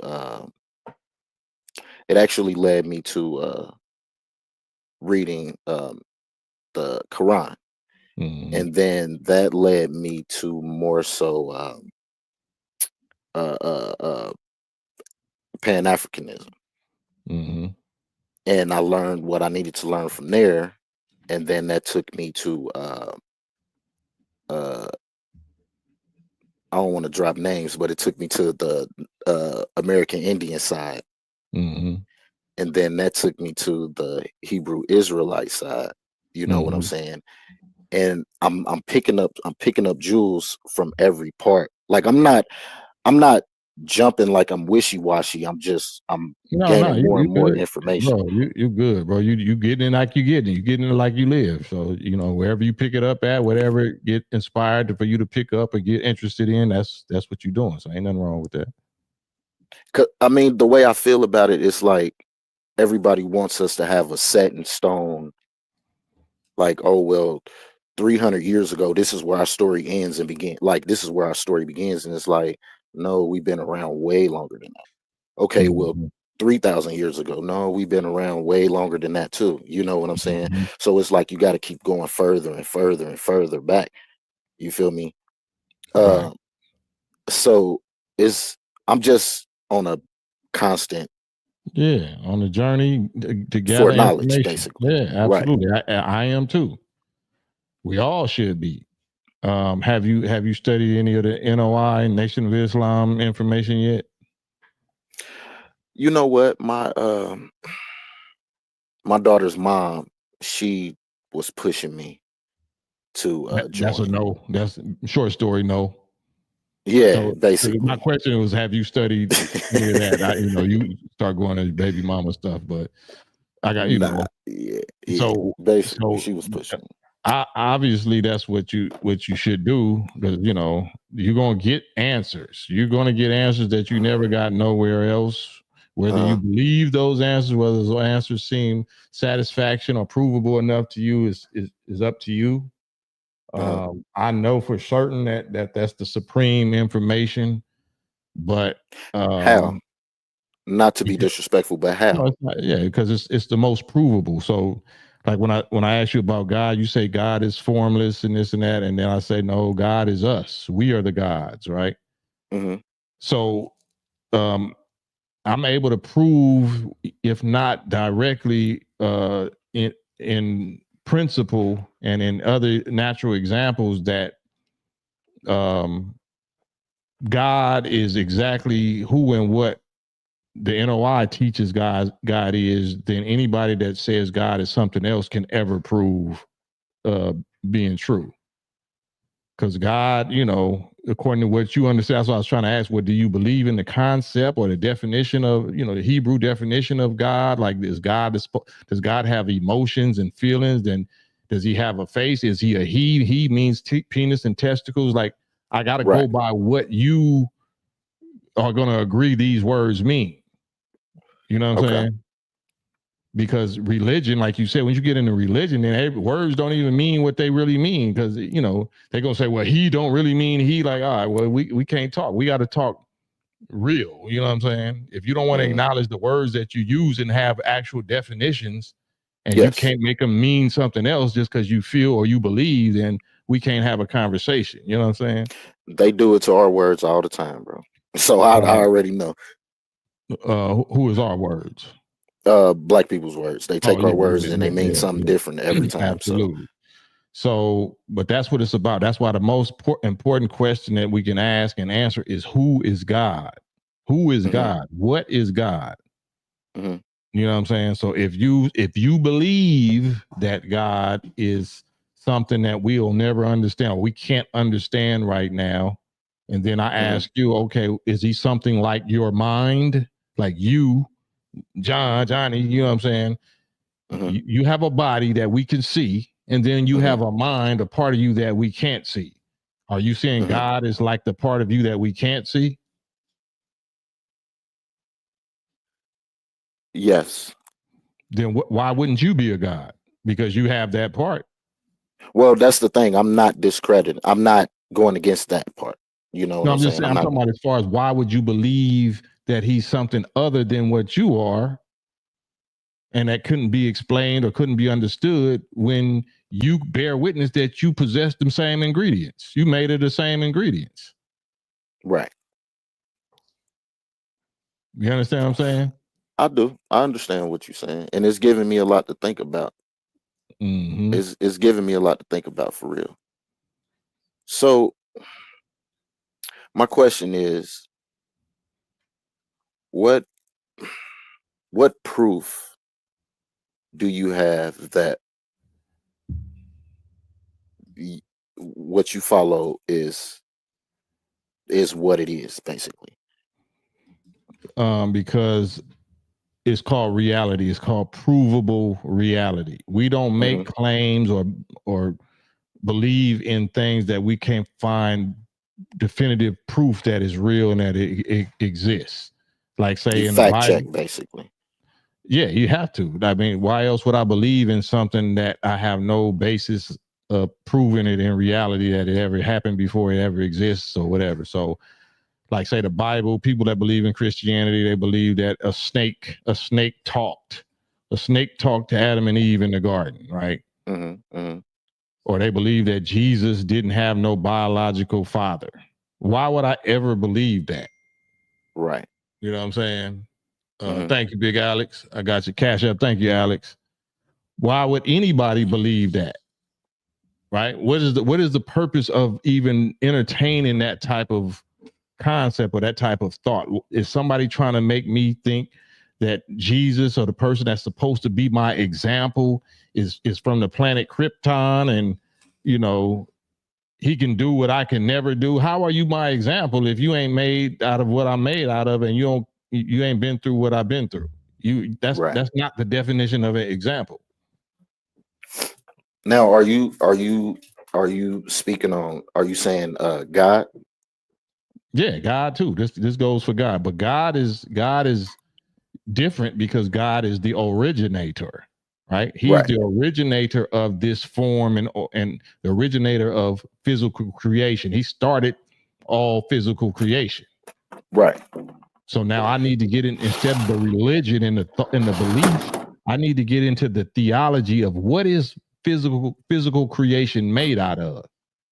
I can prove that physical creation is made out of atoms and molecules and forces of electromagnetism, gravity, strong force, weak force, or whatever else that holds them together. I can prove these things. That's not religion. That's the Bible and the Quran and that we need to be studying. Okay. Not some beliefs of prayers and ghost stories. Like so basically what you're saying is stay grounded in your belief. It's not belief. It's grounded in provable facts. Right. Stay grounded in your theology, basically. Yeah, but theology is, because you said belief. This is not about belief. This is about, do atoms exist? How do we know atoms exist? Because we I edited that part. I changed it. Yeah. So once you stand on God's creation, then you can eventually find out who is the God and what is the process by which he went about building creation, if these are the building blocks that he used. If we all made out of atoms and molecules, and you know what I'm saying, and that makes up elements, and that makes up organs, and that makes up species, is it, you know what I'm saying, environments. Like you can trace everything back. It don't take no prayers whatsoever. It don't take no scriptures whatsoever. The scripture is what you researched and you wrote it down in a book. So a science book, you can look at it and see it.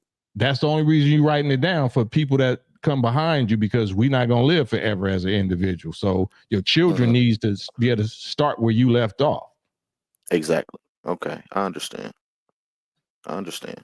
Yeah. So that's the real religion, so-called religion, or the real Bible, is the creation. Just some books, some stories in a book called Bible and Quran. That's just principles. That's just principles about how to live among other people and how to, treat other people and stuff like that. That's not the science of how creation started and how God, the powers of God and all of that. Okay. Like I said, do you mind if I join like some other times too? Because I want to every day. Anytime you see me on here, bro, I remember your name, and you got VIP. Anytime you want to ask something or get on here and say your piece, bro, this is what it's for. Okay. I appreciate it, man. I appreciate it for real. I appreciate your questions. They very respectful, very wise, very deep.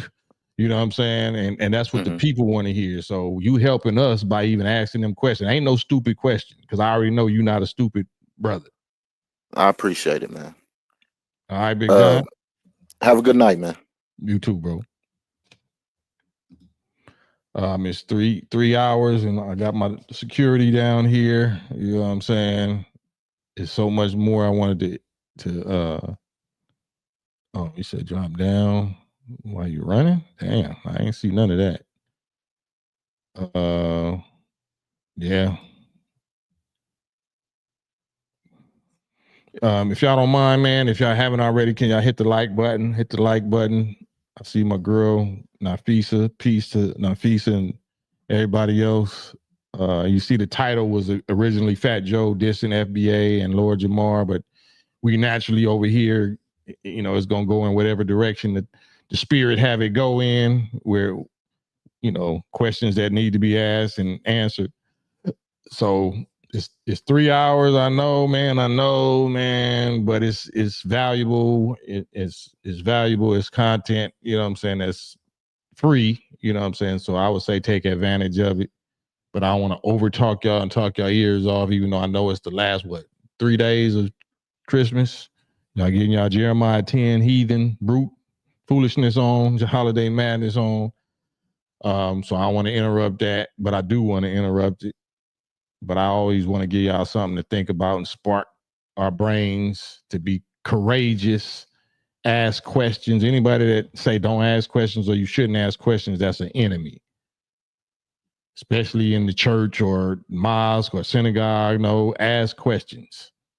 How else can you learn about God if you don't question and don't ask questions? So this is for that. Please always ask your hardest questions. Anything that you was always stressing you about, or we was wondering about, didn't make no sense, or your grandmama, your daddy, or your preacher said that you was a demon if you asked that question. Nah, they just they got the answer for you. So they're gonna try to make you feel bad. They're gonna shame you for asking questions that you got the right to ask. So never feel that way over here. Come over here and ask the questions that your pastor don't want to answer. And then tell your pastor he need to come see me. Because I want to do a demo. I want to embarrass him for misleading you or her. So, but on that note, give them the peace. What you? But first, hit that like button, hit that subscribe button, and hit that notification bell. So when we do a new upload or a new live, you always get notified. Uncle Ruben say peace. All right, all my little heathens and heathenettes. Peace to y'all. Jeremiah 10. For my Christians, read Jeremiah 10, that whole chapter. Peace and blessings. Love y'all, man. Thank y'all for tuning in with us. Peace.